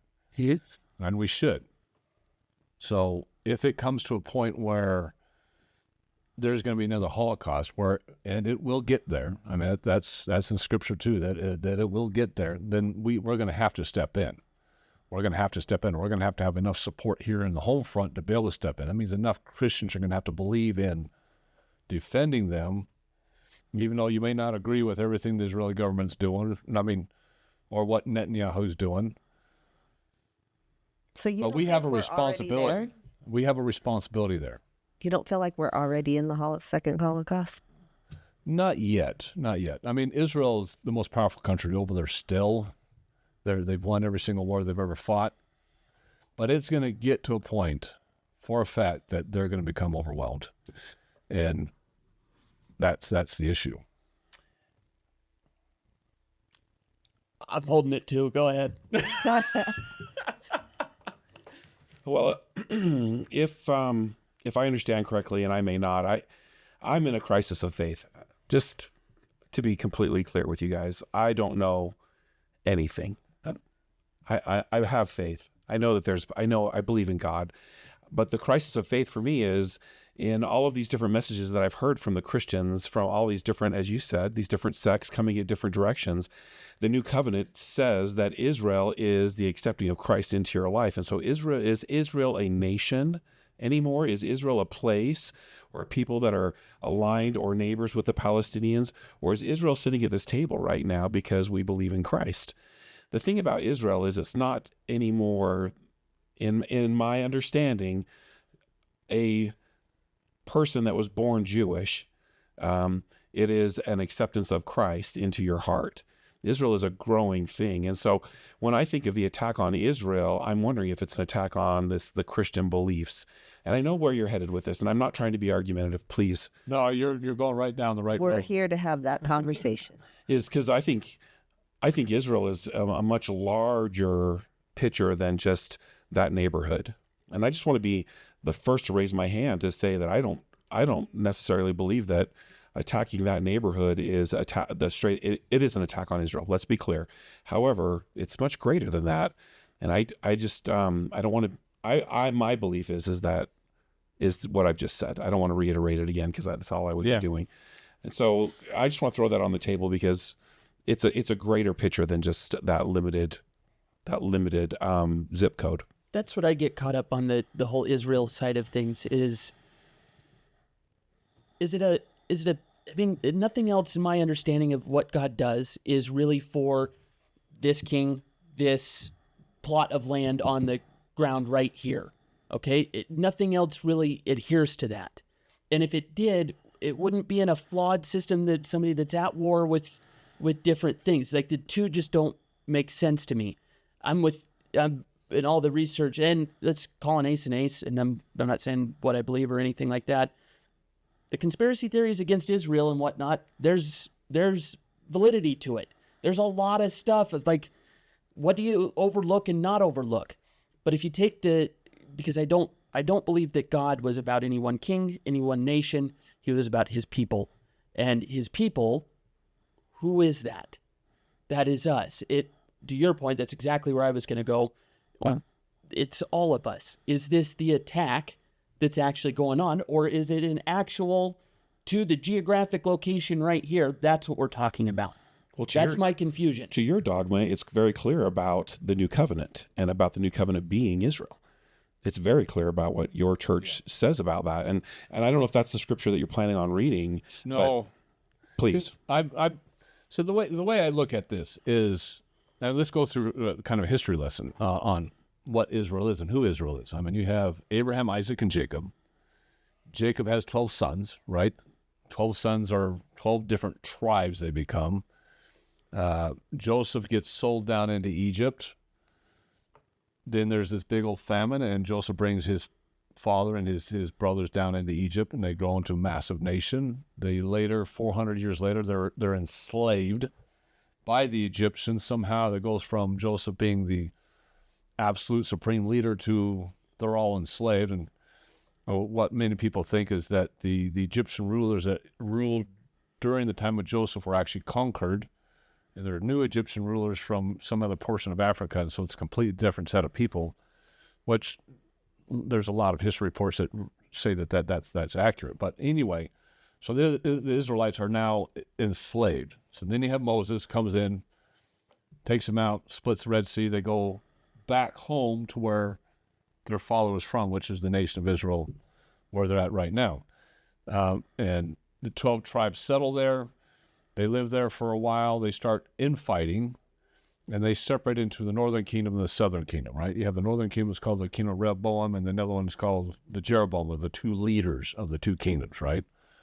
The northern kingdom gets taken captive later on by Syria and other nations, and that's where you get what's called the lost 10 tribes. The massive amount of the entire planet is from there. So most of all of Europe, all of England, most of the Scandinavian countries, even some of Russia, we can all consider ourselves descendants from those 10 tribes, right? What got left behind was Judah and Benjamin, were the two families that got left behind in Israel, which was the other kingdom. They did not get conquered. They get conquered later by Babylon. They get taken captive and put into the modern-day Iraq, which is Babylon. And then 50, 100 years later or so, the king rises up and says, I'm going to send you guys home, and I'm going to pay for you guys to go home. I'm going to pay for you guys to rebuild your temple, and they go back. All right? They go back to their homeland. They build it up. They have King David, King Solomon, all the way down to Christ, where Rome comes in and conquers him, right? Mm-hmm. Right after Christ dies, there's a huge rebellion amongst the Israelites, and Rome just comes down and just decimates them, slaughters them. And so a small group of the Jews now, which is what they call them, because the tribe of Benjamin kind of merged into the tribe of Judah, and they just became one group. Small group of them stay there. The rest of them get scattered all over Europe, right? So they become vagabonds from then on out. They never have a nation. They go from, and there's history of this, they go from country to country. They constantly get kicked out of countries. Poland's friendly to them because the Poles there, they needed workers, they needed labor. They had a population problem. Their economy was suffering. So the president of Poland said, just come here. And so the vast majority was settled in Poland right before World War II, and that's when World War II happens, right? We go through that Holocaust, and right after that, World War II ends in 45. 47, England owns Israel and says, okay, the Jews need a place to go. We're going to send them back to their homeland. And that's how the nation of Israel gets settled. There were still Jews down in Israel. They had not completely all left, but they were pretty sparse. And it definitely wasn't a nation at the time, but that's when the UN creates a nation. So to your point, yes, we're all Israel, because Israel in and of itself is all 12 tribes, not just the two that's in Judah right now. So yeah, entire Israel is everybody, because there's the 10 tribes that make up most of the world, and then there's the two that are remain in Israel. The point that we make is everybody's special, our Father in heaven. Everybody, our children, our Father in heaven. Everybody's part of Israel, but he's got a favorite child. And the reason why he's got a favorite child is because he was born in that lineage. He was born a Jew.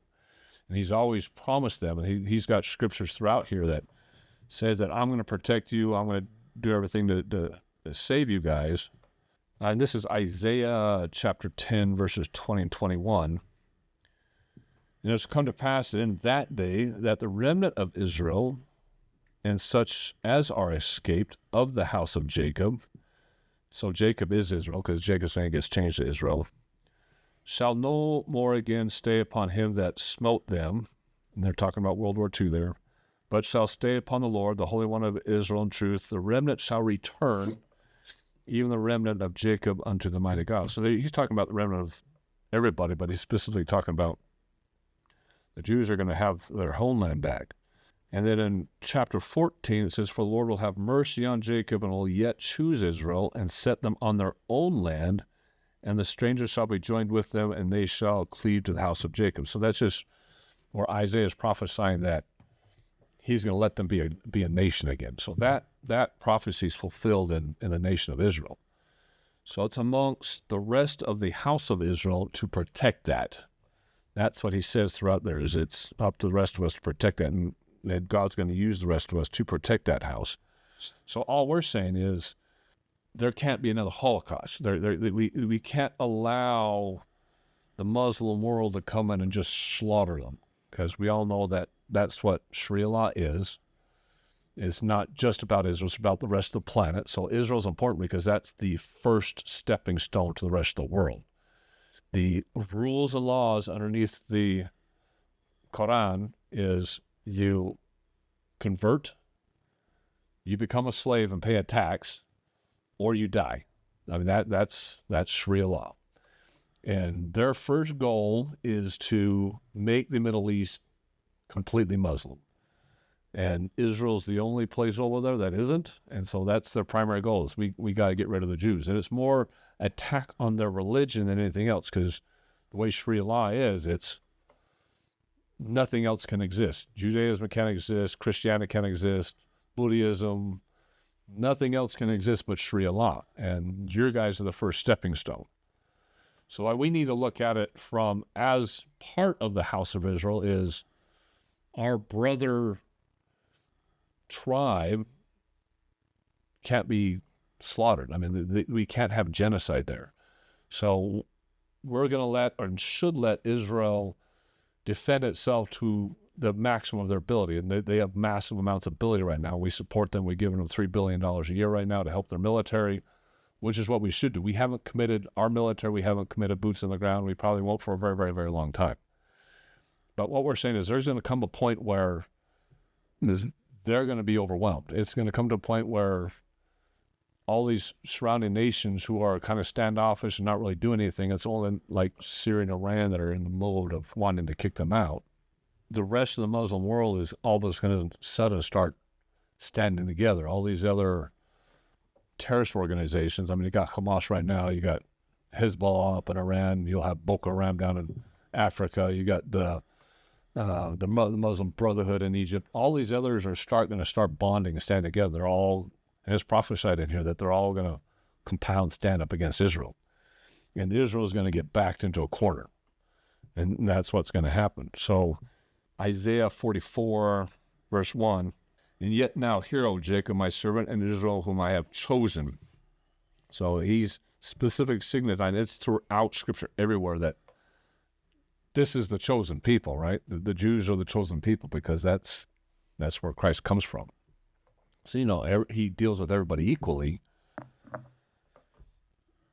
He's got a certain group of people he wants to keep alive, right? Because it's also prophesied that eventually they're going to start seeing Christianity, and they're going to start understanding that the Messiah has already come, and which they don't understand yet. But we got to get them to that point, and if they're dead, they're not going to get to that point. They're not going to get to that point. So it's up to the rest of us as Christians to say, okay, we need to protect this brotherhood we have, because they're one of our tribes, and we need to support that. But in the end, even if you take religion completely out of it, we as civilians, we as the most powerful country in the world, cannot allow genocide. If you look at the movie Spider-Man for a second, right? He says with greater power becomes greater responsibility. Mm-hmm. We have the greater power, and we have the greater responsibility. And so if Israel does get painted into that corner where it's either going to be we step in or there's genocide, they cease to exist, then we're going to have to step in, and that's what we're going to have to be prepared for. That's what we're saying. So let's go through, and I'm going to turn the time over to you guys, but let's go through two more here that I want to go through everybody with. Well, what about the grafting in of Israel? Yeah, we can get through that. Let me go through these real quick here. Okay. This is like the absolute end of the world, right? And we'll start here, and then we can work our way back on the geopolitics of what's going to happen throughout the world to create this event. Because this event is the culmination. This is like the last day, right? So there's going to come a point that where there's going to be some prophets. That's what they call it here, some teachers. They're going to be in Israel trying to get the Jews to convert to Christianity or whatever, however that's going to work. And we don't know who kills them. It could be the Muslims that kill them. They're trying to infiltrate over there. It could be the Jews that kill them. It's not said in Scripture. But in Scripture, and this is Revelations chapter 11, verse 8. It says, "And their dead bodies shall lie in the streets of the great city, which spiritually is called Sodom and Egypt, where also our Lord was crucified. And they of the people and kindred and tongues and nations shall see their dead bodies for 3 days and a half, and shall not suffer their dead bodies to be put in graves. And they that dwell upon the earth shall rejoice over them, and make merry, and shall send gifts one to another, because these two prophets tormented them that dwelt on the earth. And after 3 days and a half, the Spirit of life from God entered into them, and they stood upon their feet, and great fear fell upon them which saw them." So what's it saying is there's going to come a point at the very end where there's going to be probably some Christian teachers, prophets, whatever you want to call them, somewhere between Egypt and Israel. They're going to get killed. Their bodies are going to sit in the street for 3.5 days. And we saw that. I mean, October 7th is pervasive about that, what the Muslims, what Gaza did to the Jews, and just left bodies out there, drug them around the streets. What they did to those people is horrific. And I picture something similar like that happening. And I don't picture just only 2 people dying. I'm picturing something like that where there's 2 main people that are the main prophets, and these probably went over there with a group. We never thought of it that And way. there's probably a whole bunch of them get killed and start getting drug around and stuff like that. I'm seeing another October 7th is what I'm picturing. And this is all theory. This is what I'm picturing. Another October 7th happens. There's 2 main people that are world famous. Maybe everybody on the planet knows them.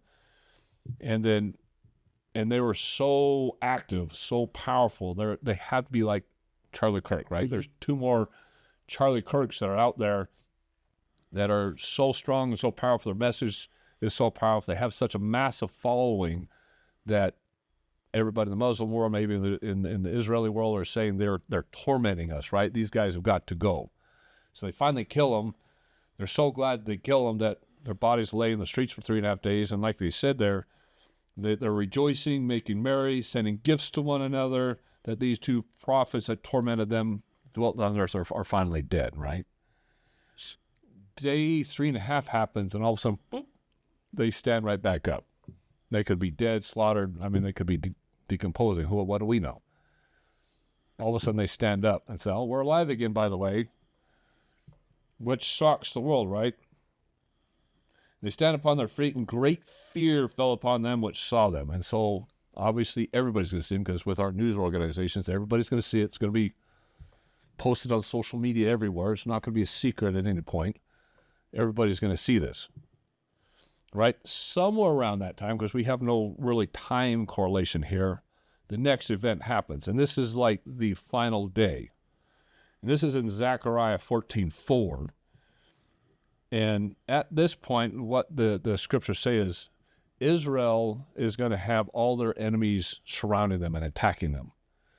And it also says that it talks about another nation that's supposed to be helping them, but the other nation's so involved that it can't step in. So obviously that's the U.S., right? That we've been helping them, but all of a sudden we get so involved somewhere that we can't physically, militarily step in and help, and which paints Israel into a corner. Their enemies are prowling around them like wolves. They're about to die. And then this happens. They say that the Lord descends out of the heavens, and his feet shall stand in that day upon the Mount of Olives, which is before Jerusalem on the east. And the Mount of Olives shall cleave in the midst thereof towards the east and towards the west. And there shall be a very great valley, and half the mountain shall remove toward the north, and half of it toward the south. And ye shall flee to the valley of the mountains, for the valley of the mountains shall reach unto Azal. Ye shall flee like as if ye fled from before the earthquake in the days of Uzziah, king of Judah. And the Lord my God shall come, and all the saints with thee. So that is the second coming right there, right? That is how the second coming happens, is Israel gets painted in the corner. Their Holocaust is about to happen. They're all about ready to get slaughtered. Christ descends, splits them out of olives. They escape through this valley because it literally says the entire mountains get moved completely apart. They escape. They recognize this guy coming down. Don't know who he is. They obviously think it's their Messiah coming down for the first time, which is their belief. He's coming down for the first time, and that's how the Jews believe it, right? Is he's supposed to be a military leader when he comes down. He wasn't supposed to be the passive teacher that came down the first time. Their entire belief system is he's going to be the military leader that comes down, and not recognizing him. So as he comes down, as the military leader, as the person they've been taught their entire lives, doing the Passover services they do once a year, that he's going to be the guy, he steps down and they see the marks in his hands and his feet. And they say, well, how did you get those? And he said, these are the marks that I received in the house of my friends. And they realize that this is his second coming and not his first. And that's what tips the scales. And it specifically says, and all the saints will come with him, which means the heavens are coming with them. And that's when the rapture begins. I mean, there's a lot of different beliefs in that. I mean, I've listened to a lot of evangelicals. I've listened to a lot of Baptists that have little twists on that and how the rapture happens or how the second coming happens, or if the rapture starts before that event or it starts happening after that. There's movies, Christian movies, where the rapture starts happening long before that. People just start getting taken up randomly before that event. But that's the culminating event, right? That he comes down and he saves his own people. He saves his own people from massive destruction. So my point of this podcast is everything starts and ends with Israel. Everything starts and ends with the Jews. I mean, Christianity is going to spread. The knowledge of the gospel is going to spread because, again, like you were saying, everybody, we're all his people. We're all Israel. Israel's 12 tribes, not just one. But of the 12 tribes, there's one that's his baby, which is the Jews, because he was born of the Jews. And he's going to come down and save them. So what we want to look at is, okay, how do we get to that point? How does the world get to a point where Israel's in that situation, right? And that's where the conspiracy theories now come in. How does the world get to that point? I mean, and we discussed a little bit of this last week with Megan Strader, and this is my belief, and you guys can play off of this. My belief is this, is that the United States right now is we're virtually indestructible. There's no way that any nation can come and conquer us. It's just not possible. Even if you take the nuclear weapons completely out of the picture, this is just not possible. Our army's too big. We're too big. We're significantly bigger than China, except for by population-wise, where our army's 10 times the size of Russia's. Russia's army is actually fairly small. They have very, very sophisticated equipment over there, but their military itself is very, very small. And I've always said that if we were to be aggressive and move into Russia, and if you took their nuclear situation out of the way, we'd be in Moscow in 3 days because they just don't have the manpower, they don't have the firepower, they don't have the budget, they don't have the economy to withstand that. So we're massive. And not only is our military massive, but then how many guns do we have here? I mean, it's insane how many people have guns. 4 or 5 times the population. So we're indestructible at this point. So the only way that where the United States could be in trouble is threefold, and I pointed this out last week, is there has to be enough civil unrest inwardly that we're essentially like Rome, where we're destroying ourselves from within.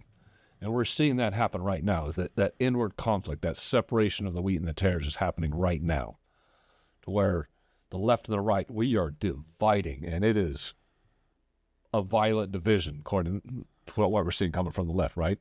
And we know it's going to get worse. And I think it's going to get to a point where we're so divided, or so much division, that the military is not going to know one way or the other what they should and should not do, right? We may have a split Congress, president saying one thing, Congress is saying another, military leaders like, we don't know what to do, there's confusion, right? So they decide not to do anything foreign, we're just going to protect the homeland, so there's massive division on our side. At the same time that there's this division, we could be at that point in time involved in a full war with the Muslim world because Israel is getting destroyed, and we found ourselves that we had to step in, right? We had to step in, or there's going to be massive genocide. The second we step in and we have one front, one war front, we have division from within, one war front. The Russia and China thinks we're weak now, right? Russia and China teams up, creates another war front. So now we have two fronts plus division from within. That would create that event where we wouldn't be able to defend Israel well enough to keep genocide from happening, from keeping them from being completely, absolutely destroyed. And that's when Christ comes and says, well, I've got to save them. That's my philosophy. That's my opinion. That's my, we were discussing this a couple weeks ago, and I'm like, and again, this is just ideas we're throwing out there. Just kick it out there and just play with that, because we know what the final event is, because that's documented. That is in Scripture. Yep. So let's throw the conversation out there. Throw some opinions, ideas out there. What leads to the event where Israel's backed in such a corner that God's going to come down, split them out of all in order to save them? One of the things I learned growing up as a kid, and particularly in Scouts, was to be prepared. And particularly when it comes to my feet. You do not want to be out in a situation where your feet are incredibly uncomfortable and makes you absolutely miserable, makes the rest of the day absolutely miserable. So you have to go out there in the right equipment, whether that's hiking in the mountains, whether that's fishing on the stream, it's working out in your garden or out in the yard, or it's going out on the town or to the nearest rodeo in a nice pair of boots. You have to go out prepared so you look good, feel good, and most importantly, it is comfortable. Because again, there's nothing like being miserable walking around all day long. We want to introduce you to 3 different companies that are supporting this channel. We have Durango Boots, which provides the best Western wear and boots that money can buy. So you'll have the look, the feel that you want. There's also Rocky Boots for that great mountain wear, that hiking wear, and just getting out into nature and being prepared for what you're confronting. And then there's Mucky Boots or Muck Boots, which will provide the perfect waterproofing that you need for fishing, hunting, and again, getting out in the yard and working in the mud. These are great companies that supply a great pair of boots for you for any need, for any occasion. So again, go to the link in our description or click on the QR code that's coming up on your screen for any of these great sites, whether it's Western wear, whether it's the outdoor wear and getting up into the hills and the mountains, or whether it's muck wear that you need to be able to work around the garden or go fishing or hunting and not walk around and with wet feet. These are great products at great prices that will keep you perfectly comfortable all day at the same time that you're looking good. So trust these products, whether it's Durango, whether it's Muck Boots, or whether it's Rocky Mountain Boots or Rocky Boots, and go to those sites using the link in our description or QR code that's popping up on your screen. Again, the link in the description or QR code that's popping up on your screen, and support our channel. Well, if we just took the narrative straight, I would wonder if the United States' involvement in Israel is prolonging the second coming from coming. Well, we hope that it does, right? Because if the time we comes, need the gospel to spread. That's what's more important than the evils of the world, right? Fair enough. But if you take out that we are implicating ourselves into the history of this 1,000-year, 5,000-year war that we have had going on for a long time, and the United States is continually getting involved, and it's just an idea. I'm playing the Mine's idea. just an idea. Mine's just an idea. I'm just throwing stuff out there If the just to United see what States sticks, is right? continually engaging and prolonging, if ultimately Israel being attacked on all sides is what is necessary in order to invoke the second coming, then we are just prolonging the inevitable by engaging into something that can't be stopped. We are doing that. Yeah, I completely agree with you there. I just thought, like, wow, we're slowing the process down. But I think God's purposely slowing the process down because He needs people like Charlie Kirk to get the word out. Right, the word's not completely out there yet. That's again, in my opinion. Yeah, He wants every one of His one to have the opportunity to choose Him. So how long is that going to take? Right? How long is that going to take? That's all of China that has like almost no Christianity at all, like zero. There's barely any Christianity in Russia. North Korea definitely doesn't have nothing right now. Most of Africa is still struggling with it. There's missionaries from different faiths in China. They do it under teaching English and things like that. Oh, there's a huge article right now that the CCP is coming down on trying to But will they win? kick them. I doubt it, because we know who's in charge, right? But there's still the struggle. That totally makes sense. I mean, the downfall to any dictatorship, any socialistic capitalist, or not capitalist, but any of those kind of societies, a dictator society, Christianity is the anti-dictator, okay? Because your faith is not to man, it's to a higher power, therefore they cannot be controlled. So anybody in a dictatorial state is going to have a real problem with Christianity. It seems like it almost is an incubator for it, right? Because it seems like when we say, no, don't do that, everybody's like, I need to know more. Let's check this out. It's an interesting thing about us humans.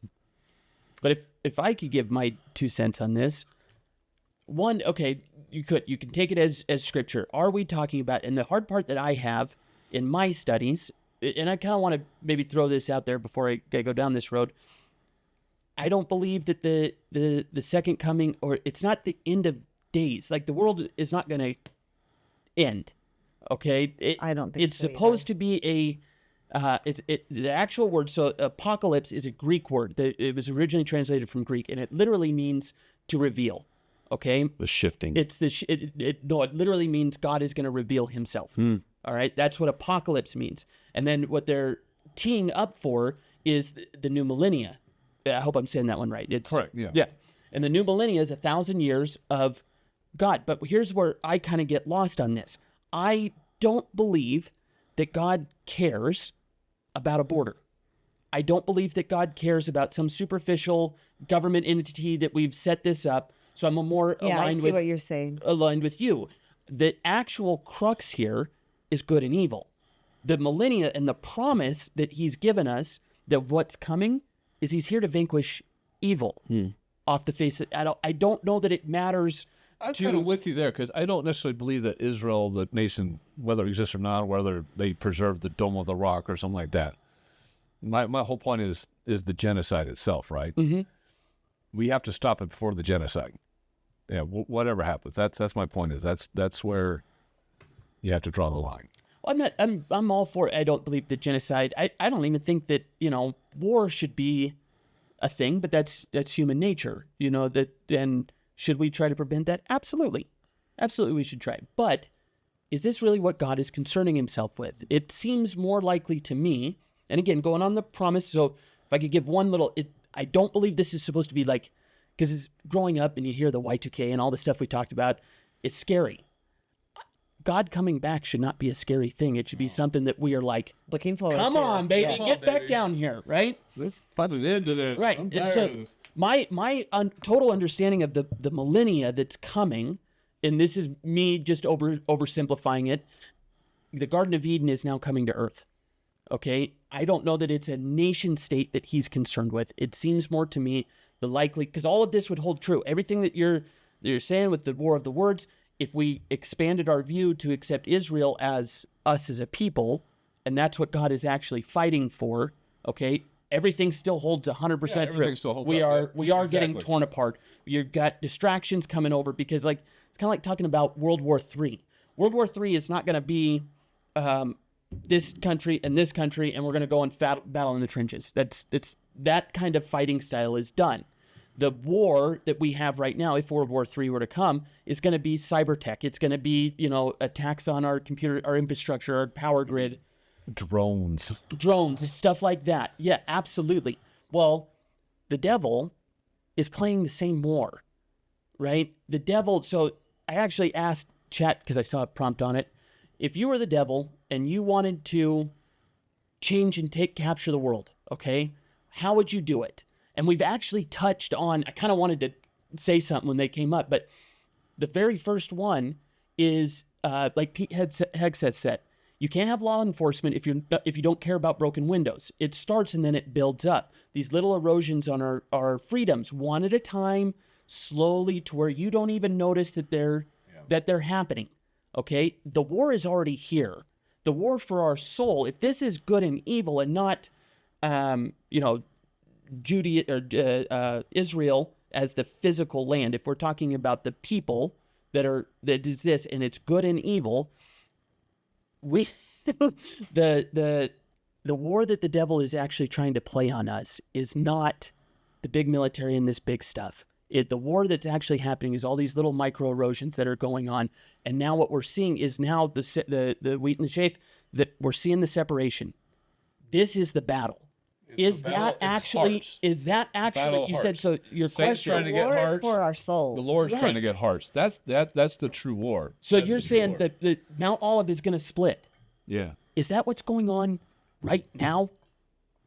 No, I think that Mount of Olives is I more see what you're physical. saying. The war for our souls. We are Yeah. the good and evil. The souls. People are their belief. And you is watch- being evident. You watch some of those TikTok videos, and I know that social media, and it's really hard. Like a large part of it is fake. Okay, it is.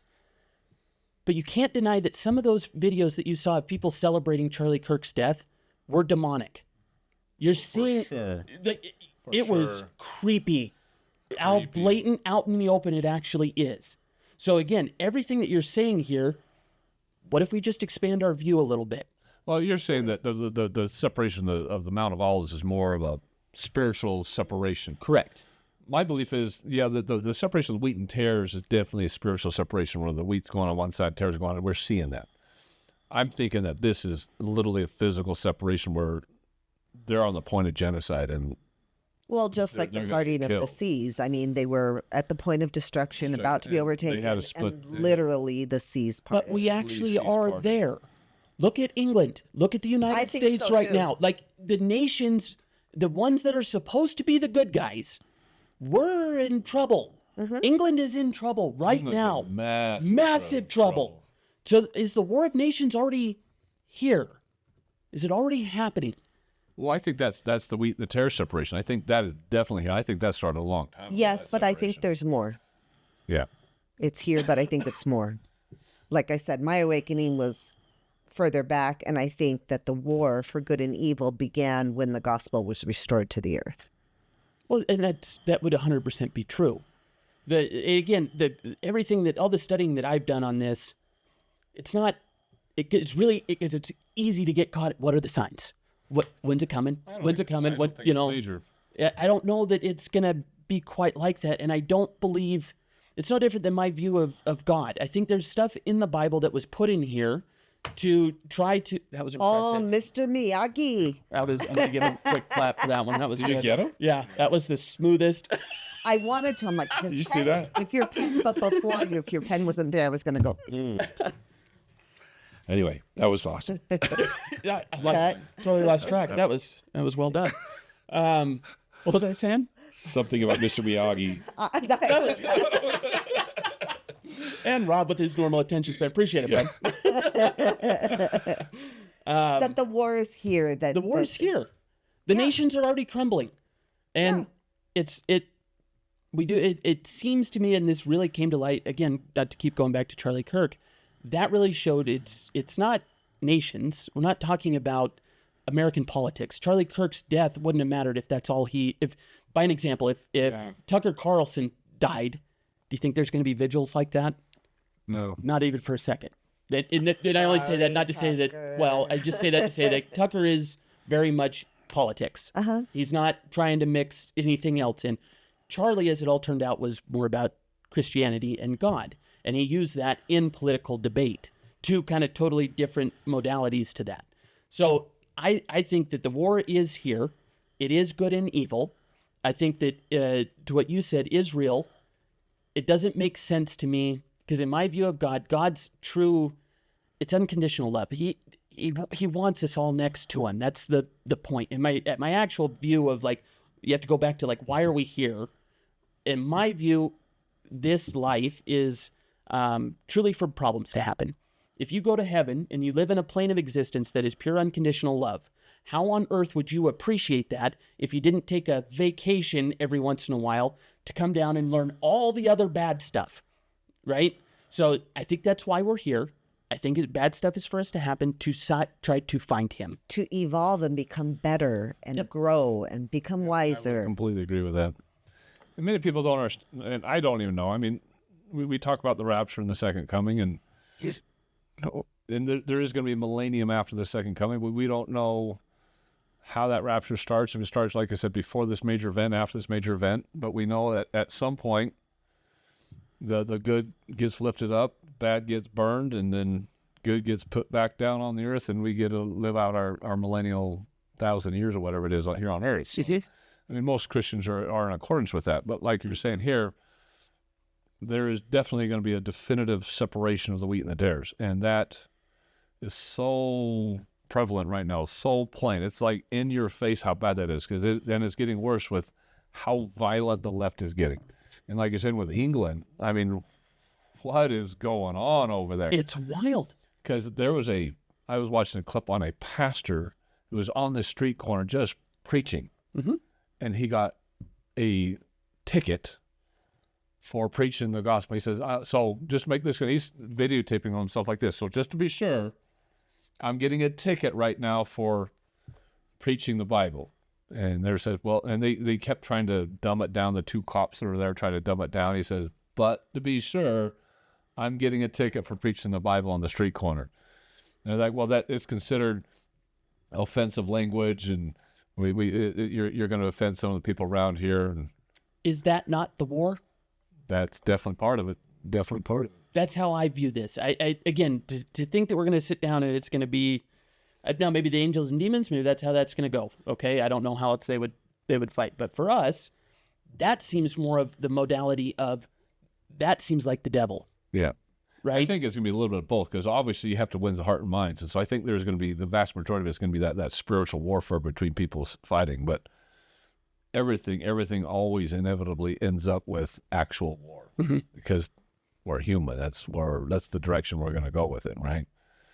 Yeah, it happened during between the Romans and the Israelites back then. It's happened throughout time. The Civil War, you name it. It's always gets down to where good and evil separate so much that they eventually come back with major conflict, right? So I think you're right in line with, yes, the spiritual war is definitely started. It started eons ago, and it's just getting more and more prevalent. It's now. culminating. It's culminating. It's getting more and more prevalent. What you said felt big to me, though, about Charlie dying, that he really died for speaking faith.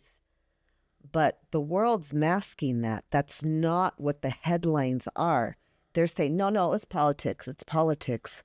But he was speaking faith, and I don't know why that feels so big to me. That's why I believe that Charlie Kirk was a world event, is because the actual war, it's not right and left. The vast majority of the middle of the road, we agree on 90% of everything. There's actually only a couple of outlier issues that are actually going on.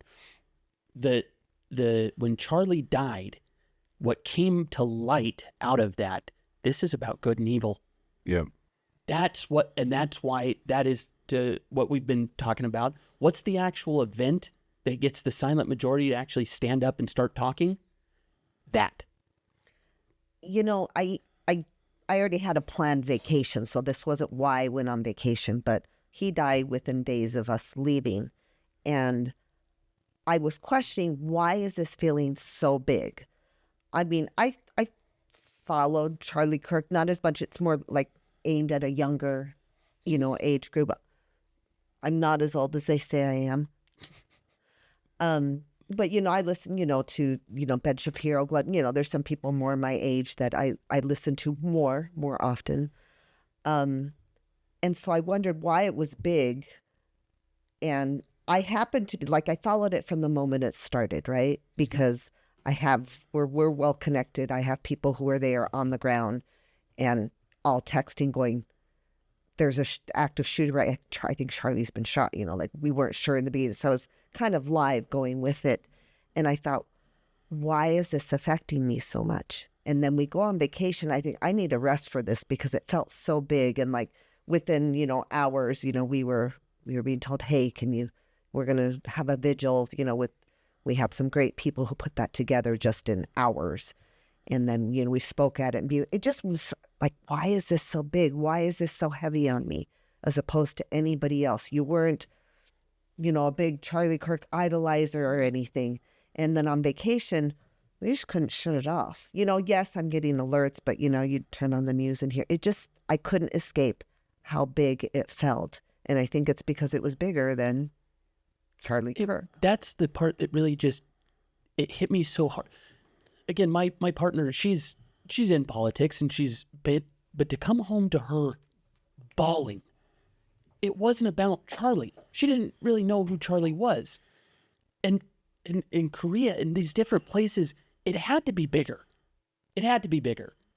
And I really do believe it came to light that that's the battle of good and evil. And it hit all of us a little bit different because all of a sudden we're all going, uh-oh, something is different. And it was felt, you'd see those videos one after another. I'm going to church. I can't think of any other event at any point in time that had the same, other than Christ himself, that actually had that kind of reaction to it. And again, he started, the day before he shot, he had 4 million followers was his biggest platform. He was not a world event figure. I've been active politically, late 20s, early 30s, raising kids. And of course, your kids never want to hear what you have to say.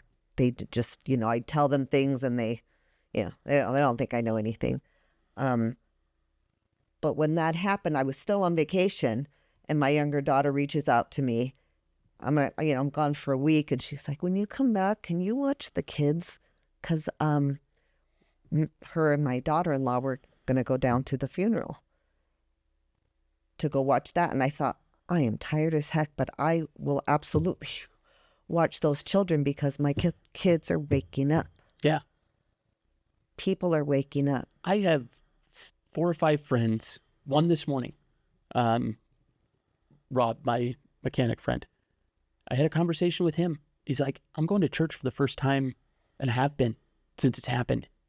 I've stopped swearing. I've stopped doing other stuff. And this gentleman, love him. He's an awesome dude, but you wouldn't have expected that.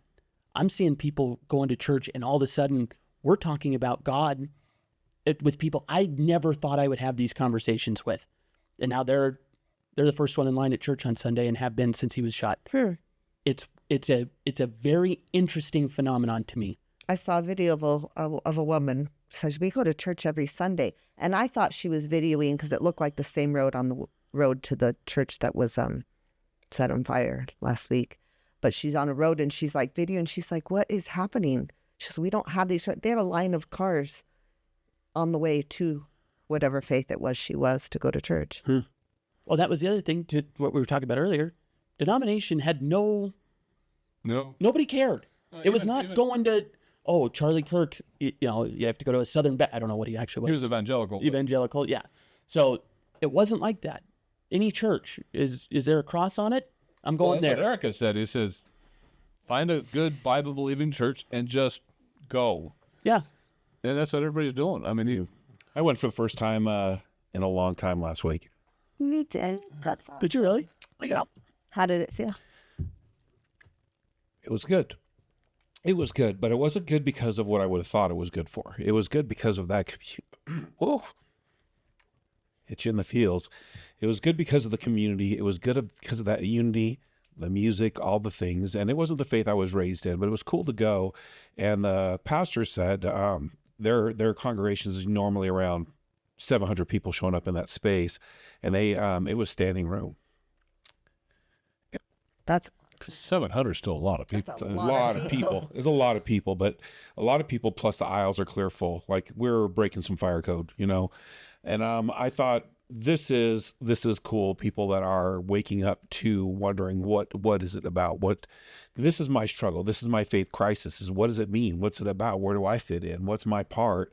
And I ask this question over and over again, and I feel like I get to a certain point, and it's just kind of cool to be a part of a movement of people showing up and being like, okay, like what's going on? Like what do I need to adhere to? What's important in my life? And regardless of what your faith is, showing up and believing and doing good and being a part of a community that's moving in that direction is good. And I think, we say crisis, but I think a faith crisis is what we should all be in all the time. I agree. Always looking, always saying, and I think sometimes we go to church or we worship for what we will get out of it. But we need to quickly evolve into, what am I going to put into it? What am I going to give? How am I going to treat my fellow man? Not because if not, then you're in danger of going and maybe not having the feels when you go. Well, what if saying, I know this, I know beyond a shadow of a doubt is the beginning of the problem. The beginning of, let me hear your opinion, share with me your thoughts, and I'd like to try that on. I'd like to see if that shirt fits. That's where I think the faith needs to be. I think we all need to be in a place where I want to hear what you have to say, and I want to hear it with love in my heart. You know, if that's your belief, if that's how you really feel, good on you. I love that for you. But the fact of the matter is that we all need to be in the crisis and being like, where do I fit in here? What's my position with Christ? What's my position with my Creator? Why was I made? And if that's where I'm at, is what was I made? What was I put here for? And I better sure plug into that. Gosh, I don't have that much longer left. I've been here for a minute and just figuring this out. I think that's the crisis that I'm in, and I'm okay with it. I'm okay with it. And I love listening to Christians say, well, this is how it is, and this is how I see it, because that's your belief. I love that for you. I love that for you. But at the same time, I have to think to myself, what's really happening here? What does God want? And how can I plug in? Because it doesn't matter if he sets his feet on the Mount of Olives if I'm not in play. And that's what I see happening. That's the part that excites me, is there's a lot of people that are coming into play that have been sitting happily by, fat and happy, right? Yeah. And so that's the crisis I'm in. So what I want to be clear about my faith crisis is it's just this, I don't know. I love your opinion. I love your story. And you got a perfect opinion, though, because it's about getting back in the game, right? It's not sitting on the sidelines anymore. And I think that's what Charlie Kirk and a lot of other things have done. It's put a lot of people back into the game. Yeah. They're not sitting on the sidelines anymore. They're being active participants. Now you look at, okay, if we have all this activity now, if we have everybody turning to Christ now, what is that going to do to our society? What's that going to do to each other? The dialogue, right? We're talking. We're being human now. We're being a community. We're associating with each other. We're helping each other. We're lifting each other up, right? And the more we band together as Christians, as Jews, and band together, the easier it is going to be for us to fight evil. Right. Because that's what we're fighting, is the evil. And we got a lot of evil right now that is incredibly dangerous if we keep going down that road. We got Sharia Law coming in from one side, and we have socialism / communism coming from the other. We've got a governor or a mayor in New York could get elected to bring in complete communism into this country. We got violence everywhere, and they're getting more violent. But the only way we can tune out that world and focus on uplifting each other is getting back in the game, having your own little personal crisis and finding, okay, what is my relationship with the Creator? How am I going to rectify that? Yeah. I actually hear people that are in the world of spiritualism, and they wouldn't identify per se as a Christian or any kind of a thing. They're spiritualists, and they're talking about this negative energy versus the positive energy, raising the frequency of the earth, and how as we are growing and we're stepping into the light of Christ, that is raising our frequency. And it's it's just different language, but we're all talking about the same thing. And the spirit and the alignment and the good versus evil and all of these different things. And so I don't know where it is that I fit in, but gosh, I sure know that I'm grateful that we're not normalizing the evil that we've been. The important part is you're in now. Right. Thank you. Now you're in. Now I'm in. You're in. Yeah, I'm thinking about it all the time now. Oh my gosh, what are we doing? And I think that I'm not alone, and I think that's really the rub, the Charlie Kirk and all the things that are happening, and I love it. I love this feeling of people being like, oh my gosh, how did we get here? Because we do this in our life. Don't we do this in our life? Like, how did I get to be so fat? How did that happen?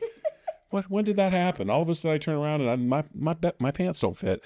This is where we are spiritually. And I think this is necessary, regardless of your faith. If you believe in Martin Luther or the Catholics or the Mormons or whoever it is, this is the rub. And I think that's what we're all talking about. That's the awakening. I mean, hate to put all the weight on Charlie Kirk, but he really wakened up a lot of things out there. I mean, he really woke up a lot of things, and it's not necessarily him or his movement. It's the attack on everything that is good and wholesome that I think woke everybody up. If somebody that good and that wholesome that really fought for what he believed in, if the rest of the world is treating him so badly, like he's like pariah, like he's the fastest, he was evil. And we're seeing that in interviews by news people and podcasters all over the place where they're going up and interviewing these rioters and saying, well, I really think he was a kind of a complete fascist and he should have died. It's the feelings that creates on the rest of us, like, no, I listen to him like all the time. There's nothing bad that he ever said. And so it's knowing that there's an absolute and complete attack on everything that's good and wholesome. There's an absolute attack on Christianity. There's an absolute attack on morals and values. And that means more to people than the actual death of Charlie Kirk. So here's the question. Lit the wick, right? Here's the question, Christian. Are you listening carefully? Because this is the question for you, and all those listening. Is how then do I, as a believer, how do I navigate still with love? Because killing a liberal and killing a conservative is wrong. Killing is wrong.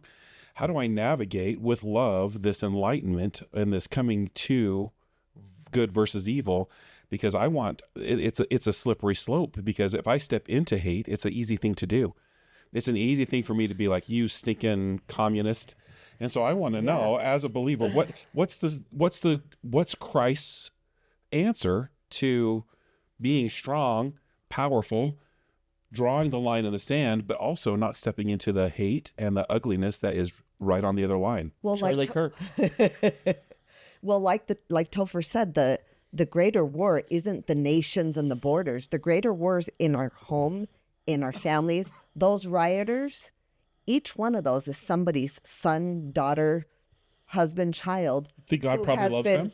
Yes. Who is duped. He's never going to stop reaching out for us. So even though we may hate their current action, we can't give up on them. How many of those are leaving the Democratic Party going, this isn't the Democratic Party I joined. We don't know what this is. And we can't give up on those people. So the fight is to not hate the individual with the poor behavior. We can be mad as heck at them, but we can't give up on them because some of those are going to see reason. Some of those people rioting truly believe what they were told. Oh, sure. So if we never have messages like this where we're discussing and giving them that seed like Charlie did to think, oh, well, that's not even congruent with what I've been being told to say. That's the wars in our home and families, because I think each one of us has a family member, a loved one, a good friend who is indoctrinated with this hate. Yeah. I think that's one of the coolest parts about this whole situation. The example is Charlie. That's part of why he was a global movement. It was how he interacted. He didn't hate anybody. He never said anything bad about anybody. He held a firm line of, this is what I believe, and he kept constantly trying to invite, let's have these conversations, because real truth eventually does come out. If we can have these conversations and you just keep trying until we do it. But the difference is no longer are we going to say, turn the other cheek. We're not just going to walk away because you might be offended. You have to have the We Are Charlie movement. What that I believe that actually means is to say, no, this is what I believe in. I'm not going to run away because it offends you. I'm not being mean about it. And if you'd like to have a conversation about it, I would love to have that. And truth will surface in that environment. I think that the boundaries that are being established are healthy boundaries. That's the problem, is we let go of our boundaries. We let them, well, okay, if that's it, okay, you can come into the schools and okay, you can do these different things. I just see that the polarization could be evil just as much as it could be good. The polarization of me versus you is wrong. It's wrong. Me versus you isn't the problem. It's the good versus the bad. And if I am a good person, a good Christian, and I act poorly, that's the danger that I see. Is I see a lot of Christians, good people, forgetting that Christ wouldn't have taught you to go and pick up the gun to hurt the person because of their belief. How do we, that's the thing. I just can't get my head around Well, it. I get that too. And as Christians, as conservatives, as Republicans, well, I mean, we're never going to become violent. That's just not in our nature. Whereas some of us may, and there's those There will be bad extremists. actors. There's going to be bad actors out there that want to get out there and fight back in the literal sense. But I go back to what Jesse Waters said, and we quoted Jesse Waters on a couple of podcasts ago. He says, our side, we've got to get louder more often. The problem with society right now is the silent majority is the silence. We don't get out and talk. Because if you don't get out and express your faith in Christ, your belief, your morals and values, how is your next door neighbor going to know what you believe in? Because maybe they are sitting on a fence, they're teetering, which way do I go? And because you express your feelings, you push them onto the good side of the fence, right? And the bad side of the fence. And then they can go again and express their feelings and affect a couple of other people that might go and get onto the good side of the fence, right? It's not being quiet. How we fight this is not getting out in the streets with guns or with bats or masking ourselves and throwing tear gas. It's speaking out. It's saying, this is what I believe in. Like this podcast, we're definitely speaking out right now. This is what changes minds and hearts, is what we're doing right now, and getting people to listen to it. It's those of you out in the audience not only listening to the podcast, it's sharing it with everybody else so that the word gets out, right? Becoming prevalent out there. It's not being quiet anymore. And not only can you not be quiet anymore vocally and speak out and not be ashamed of it, if you're in a social gathering, you're in a neighborhood barbecue. This is what I believe in. I believe in God. I believe in Jesus, right? Not being afraid to do that. I'm wear it. Clearly. Right? Wear it. And getting out there and just being vocal like that. And then even more critical that, or as critical as that, is particularly during election cycles, right? You've got to be out there vocally and says, we need to follow this candidate because these are the values that they espouse, right? And actually being vocal again to our neighbors is, I believe in God, I believe in Jesus Christ. This candidate espouses those values. We got to vote him in, because if we don't, we're going to get socialism or communism coming in. That's how you combat that. You're not going out there and attacking the socialist candidate or those that believe in socialism and saying you guys are evil and wrong. You're empowering the rest of the community to vote against that and say, no, those are not the values we espouse. We've got to become more active. Because if we're the silent majority and we let the left be the loudest, which is what they always have been, is the loudest side, they get the most news, they get the most, they're on social media, they're the biggest and heaviest posts out there, they're the ones that get the million views. We got to start being the ones that get most of the news cycle. We got to be the ones that get most of the views and the posts out there, because if the world thinks that everybody's leaning that direction, then they're going to start going that direction, because that's the end thing. That's the popular thing. But if we're outspoken, we'll get them to lean our direction. Then we won't have to, there's no need to be violent, right? Because we're persuading the hearts of men. We're not. Well, let me just lean as a faith crisis leader here. I want to say the biggest thing about the going to church on Sunday that moved me the most wasn't that it was an us against them message. It was a community of welcome.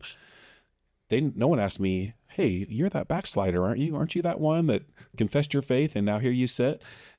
Or you fell away from the church, or whatever that is, you don't hold a recommend anymore. There was none of that. There was a welcomeness, a community of like-minded people who I actually felt loved.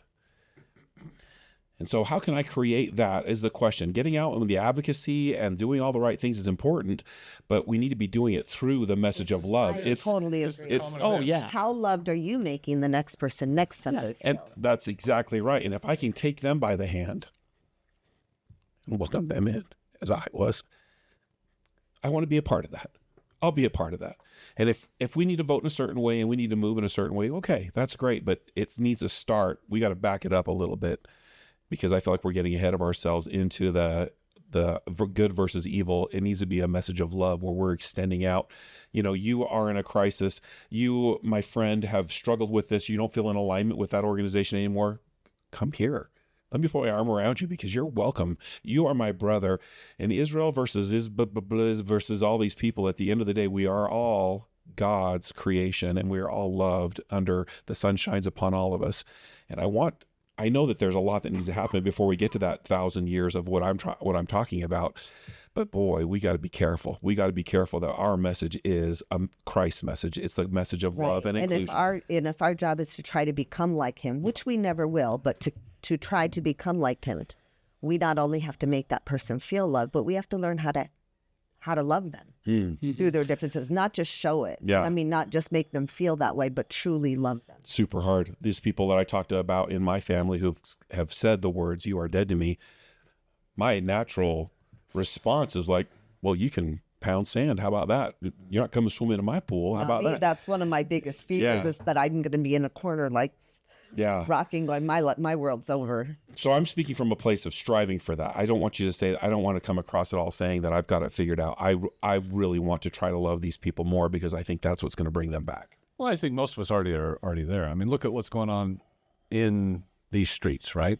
So there's a lot of TikTokers and Instagram people and podcast people out there in the streets getting into these riots and stuff like that and talking to people. There's Charlie Kirk that went to the universities and put up a stand that said, "Prove me wrong," right? And went into the lion's den essentially amongst the most liberal and says, let's talk, let's have this conversation.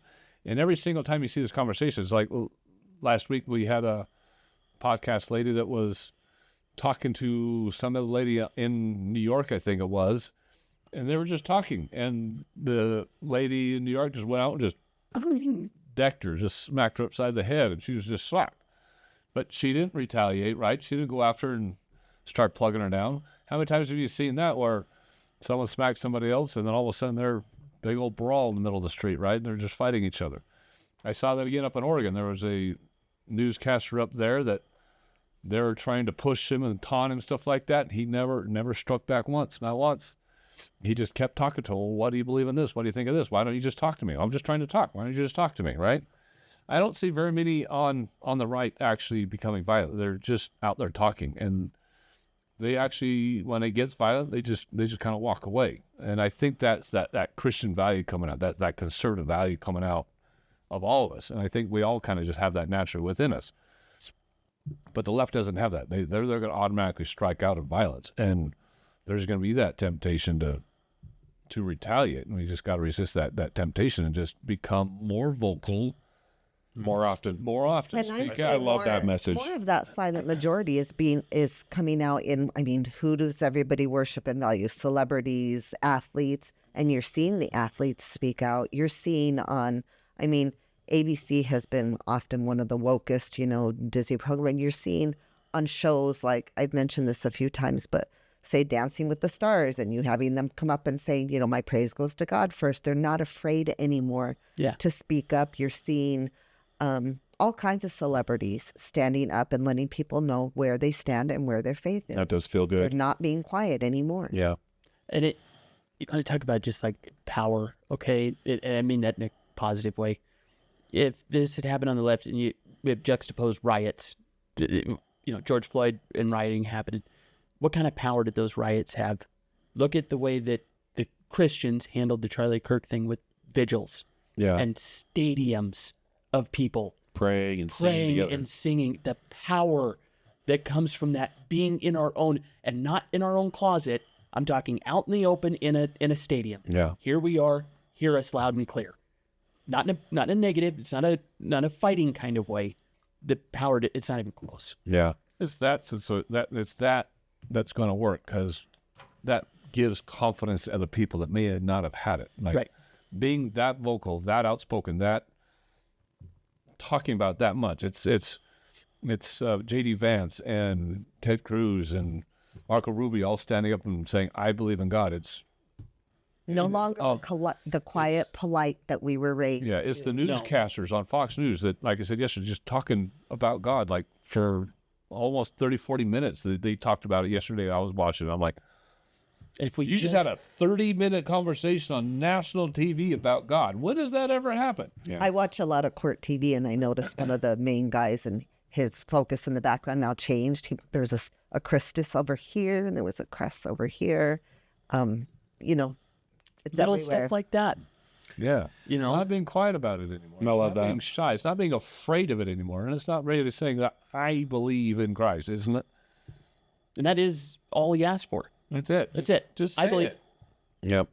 Just say it. And don't be shy. Don't be afraid of not doing it. Don't be shamed into not saying anything. Don't be saying it's not the end thing and people are going to make fun of me if I do. And particularly those that are out in California. I feel sorry for the people in California because it's really easy to get shamed out there. But around here, most of us are Christians. It's really easy to come out and be a believer here in Utah. But we got to get those that are not necessarily in red states to come out and talk about it. Or else stuff like's happening in New York where you got Mom Donnie is going to become elected. That stuff's going to happen because my fear is, as Christians, we're not trying to attack the individual, but we are trying to attack the ideology. We are trying to attack those concepts from seeping into everything, right? Because we got, again, Sharia Law just imposing itself on everything. We got this socialism and communism imposing itself on everything. We got these just horrific LGBTQ standards that are going into our elementary schools, where up in Oregon, kindergarten kids now are in the kindergartens, and they showed it, are having to decide in kindergarten if you're a he, she, them. And they literally showed a classroom up there where the teacher says, well, some people are male, some people are female, some people are both, some people are neither. What do you think you are? To a group of 5-year-olds. It's not letting stuff like that happen. I'm not attacking you as an individual, but I am not going to sit back here and be quiet and allow policies like that to come in place. That is a no-go. I'm going to go and be active in my city councils. I'm going to be active in my school board meetings. I'm going to be active in my neighborhood. I'm going to get a whole bunch of other people out there and go, so we can be a massive group that can fight against that. Because if we're not fighting against that, we might as well just be voting for it because we're allowing it to happen. That's the Christianity that we need. I'm not the silent majority anymore. I'm not going to sit back on my couch and do nothing anymore. If I see something like that happening, I'm going to get my butt off my couch, put myself in the car, get a dozen of my neighbors out to that city council, that school board meeting, and we're going to start talking against that and say, I believe in God. These are against my principles. I'm not going to allow that in my school. I'm not going to allow that in my community anymore. We're not voting for this. And up to this point, we as Christians, we've been very, very quiet. Yeah. We just let those type of policies just happen. Why? Because we don't want to be confrontational. We want to live and Don't let offend live. anybody. Right. We don't want to offend anybody. There's not time for that anymore. I'm not going to allow that to happen. I'm not going to allow you guys to come and indoctrinate these kids. I'm not going to allow you guys to have sex changes on a 9-year-old that's going to regret it 10 years from now, not be able to transition back. It's this thing that happened in New York with the stabbing or in South Carolina or North Carolina, the stabbing of that girl in the train car, right? A guy stands up and starts stabbing her with a pocket knife. There's 2 people standing in the aisle across to him, and there's a guy standing up holding onto the pole. Watching. None of them even moved. Yeah. Even moved to prevent that. I would have been jumping on him, pushing him off, grabbing his hand, doing something. Right? You would have gotten maybe 2 stabs in before I would have grabbed you. Not yet. Where's this complacency where I'm not going to get involved? I saw a thing the other day, I think it was down in Vegas, where someone was getting the tar beat out of them, and people were just like filming as they walked by, just kept, I'm not getting involved. I don't want to be part of this. Because he was getting beat up, and there's another group of people cheering it on, and like, well, if I get involved, the other people are going to step in and beat me up. Yeah. So I'm just not going to go. I'm just going to film it and keep walking. You can't do that anymore. If you see something like that, you got to get involved. Yeah. And it's not always the physical fight you got to get involved with, but I see it more often than not that it's we as Christians, we as those that have values, we're not involved in the city council meetings. We're not involved in Board of Education meetings. We're not involved in school board meetings.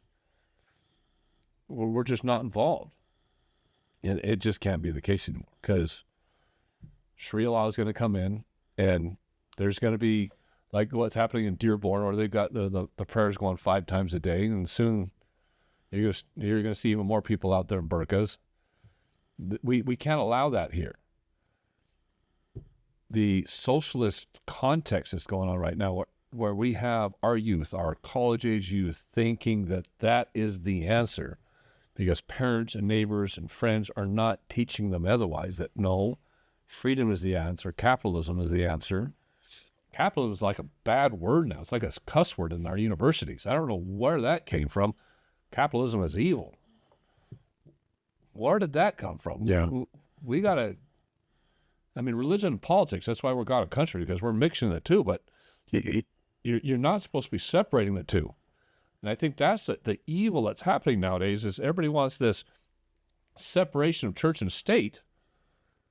There is not a amendment is not in the Constitution that there's going to be separation of church and state. That is nowhere in the Constitution, anywhere. And people full-heartedly believe that it is in the Constitution, written in stone, that there's separation of church and state.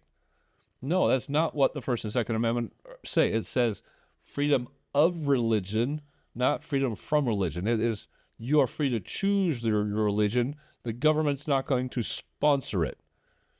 But it's not where we're going to completely kick it out of society. You can't say prayer in public. You can't say prayer in schools. You can't say prayer in our school board meetings. Everybody's allowing the left to indoctrinate the rest of us because we're so afraid of offending people with our own beliefs. We're so afraid of standing up and saying, I believe in God, I believe in Jesus, and saying, no, I'm not going to allow these principles to come in because it's degrading society completely. If you don't believe, then don't participate. We'll have our prayer and you can just play on your phone for 30 seconds. They're just words. Yeah, they're just words. If you don't believe, they're just words. Yeah, if we're going to have a prayer at a football game, just play on your phone for 30 seconds. Let us have our prayer. Well, we're not enforcing it on you. Just because you're standing there doesn't mean we're... And that's what they're getting. They're making the rest of us believe that just because they're in the vicinity that we're imposing it upon them. It's just words. Oh, man. Interesting. Good stuff, guys. I feel like I've learned a tremendous amount, so I just want to say thank you for having me be a part of this. This is really good for my heart to hear your opinions and your perspectives on what's happening in the world, because it is a chaotic time, unprecedented, and I'm grateful. So thank you. Well, I got to bring it back to Israel too, because just as much as we're being quiet about our values here in our own country, we're being ultra quiet about how much anti-Semitism is out there. Because again, I'm not here saying that Netanyahu's a perfect man. I mean, he's doing what he can. He is doing absolutely he should be doing as a leader of his country. He is worried about his people. He's not there trying to satisfy the UN. He's not there trying to satisfy everybody. And everybody's trying to get him to be the perfect peacemaker and be the go-to boy for the rest of the world. It says, no, you need to do it like this. You need to do it like that, telling him what to do. Trump won't be doing that. He won't let the UN tell him how to do something. And I made this example last week. If Mexico came up into Texas or New Mexico and killed 3,000 people and took 1,500 people captive,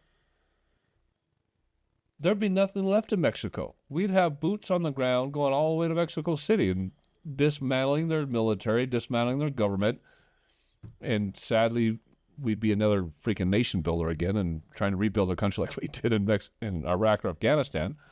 But that's what we do. Why is Israel any different? Why can't they defend themselves? Well, and everybody are like, they're a hiss and a byword amongst all nations. Christ called it. Yeah. This is not a surprise. There's no why to it. This has been prophesied by Christ himself that this is how it's going to go. And so I'm wondering, at what point do we say this is how they said it was going to go? They need to defend themselves. They have the right to exist. And everybody's like, well, we as a country, we should be supporting them financially. We shouldn't be supporting them militarily. I'm like, if we don't, who will? Where I draw the line in the sand is I want Israel to defend themselves. It should be their blood diet, not ours, for as long as possible. But like I said at the beginning, there's going to come a point where there's going to be so many enemies against them. For that little bitty sliver of a country, they're not going to be able to handle it anymore. And we as a country, we as the United States of America, we as Christians, we just got to say there's going to be no genocide, period, end of the story. There is not going to be another Holocaust. There's not going to be another Hitler or World War II coming from the Muslim countries. That's where we draw the line. So we will let them fight it out. And so far up to this point, they've been able to do everything on their own with just a few financial support and some of our planes and bombs and stuff like that. But we know it's going to get worse, and I don't know if this country's ready for it or not. I mean, the Christian world might be ready for it, but I think that's part of the cool part. I don't think it matters what the country is ready for or not. Big guy upstairs, if he wants this plan to go forward, guess what? He'll provide a way. He'll provide a way. And I wanted to touch something. I wanted to, if you don't mind, no. To answer your last question, the big guy's got it. I really do believe that just us saying, I believe, is actually enough. And if enough of us actually do that, he'll take care of everything else. Standing up, it doesn't have to be confrontational. Doesn't have to be any of this. Whatever's going to happen with Israel is ultimately going to happen. I'd like to see the United States help. I don't think anybody should be dying. I love Trump's stance on this. Quit dying. Yeah. Everybody, no more dying. everybody quit dying. Yeah. That's what we want. Yeah. That would be fantastic. Fantastic. He's got the perfect scoop on it. Right. Yeah. So if we could do that, but how do we, as citizens here in Utah, how do we do anything about that? The one little thing, church was supposed to be done every single day. As Jesus said, it was two or three people gathered and speaking in his name. Yep. And Praying in the fields, praying in the closets. If we can get back to that, yeah. I think all of these situations will take care of themselves. What's that going to do to our society? What's it going to do to our communities? I mean, I think that is what the millennia is about, is it not? Like if we could do that, and if you did it once a day with people that you're generally interacting with, it's gonna grow. Love is the actual answer. That's what Jesus wanted. Love your neighbor. That's what we're talking about. Then speaking in Jesus' name, that is what you are doing. And that's utopia. That is actually the utopian model. And if we all did that, and then, I am a believer of merit and who you are and free competition and all of that, but I think society would change dramatically. Amen. yeah, like I said, last week, our work ethic would go up. Oh, for sure. Communities would go up. Our economy would go up because everybody would be working. We'd be supporting each other. The happiness level alone would enhance everything that you just listed there. Yeah. Everything. Because the victimhood would go away. The poor me mentality. The I want to live on somebody else's good. How about I'm not going to be offended? Yeah. Let's getting rid of offended. I'm looking for a reason right now to be offended. That'll go away. Yeah. That's a big one. It's so bad. I love that comedian that says, so what if you're offended? What is sticks and stones? And you heard that comedian? Yeah. He's hilarious. If our listeners wanted to find out more about your the Mastermind Podcast, the Masterminds Podcast, where should we send them to? Thanksgiving's Heroes is going to feed 3,500 families here in Utah this year. Over 17,000 people will be affected just receiving food. On November 22nd, you come down, I'll put food in the back of your car, and you get to go put that love that we've just been talking about right in people's homes. It's not about the food. It's about hope. It's about building community. Thanksgiving'sHeroes.org is a movement that started 12 years ago, and I need to get the word out because it is about creating a community of pay it forward and love, everything that we've just been talking about. I think there's going to be a lot of people who would like to be involved this year. Yeah, Thanksgiving's Heroes is the best, worst idea I've ever had because it's so much work, but I cannot fail in creating an opportunity for us to serve one another. Well, that's awesome. I mean, that's the most Christian thing you can possibly do. That's turning your hearts to your fellow man. Amen. So you're already there, buddy. Yep. You're already there. Interesting that I'm having a crisis of faith and I'm stretching my faith. I'm walking the walk. God, if I could give you on the drive up here, Rob goes, there's a lot of money involved in providing those meals for families. Okay. And every year the crisis of faith happens of somehow, how are we going to do this? But because Thanksgiving Heroes is in alignment, somehow, some way, it always just happens. The means will show up. It's amazing. Yeah. I think your face is right there because you already believe it every single year. Oh man, it is a crisis every year that the Lord has to prove to me. God proves to me, the universe, whatever your language is. I've raised the number. I want to feed more families. It's 1 in 5 kids don't eat unless they're at school here. Did you know that it was that high? 1 in 5 Salt Lake in Utah. In Utah. 1 in 5 children don't eat unless they're at school, and so over that period of time, they're going without. And I just think that's absolutely a crime. Yeah. And if I have the abilities, which I do, I need to do my best to make that not happen. And as I do this every year, it grows and gets bigger and bigger because people are like showing up thinking like, wow, this is a real thing. And so Thanksgiving'sHeroes.org, Salt Lake, we've grown. We're in 7 other cities now. We're getting big as we grow out, but it all happened because someone did it for me when I was a kid. And so that's what I want to facilitate, you doing that for some child and them growing up and being like, I need to do something good, because those rings in the pond will grow and grow through the eternities. Ooh, boy, you got me going. Sorry about that. and then Masterminds. How are people getting Masterminds? So American Masterminds is on YouTube, on all the big platforms. We are actually in the midst of a massive studio redo.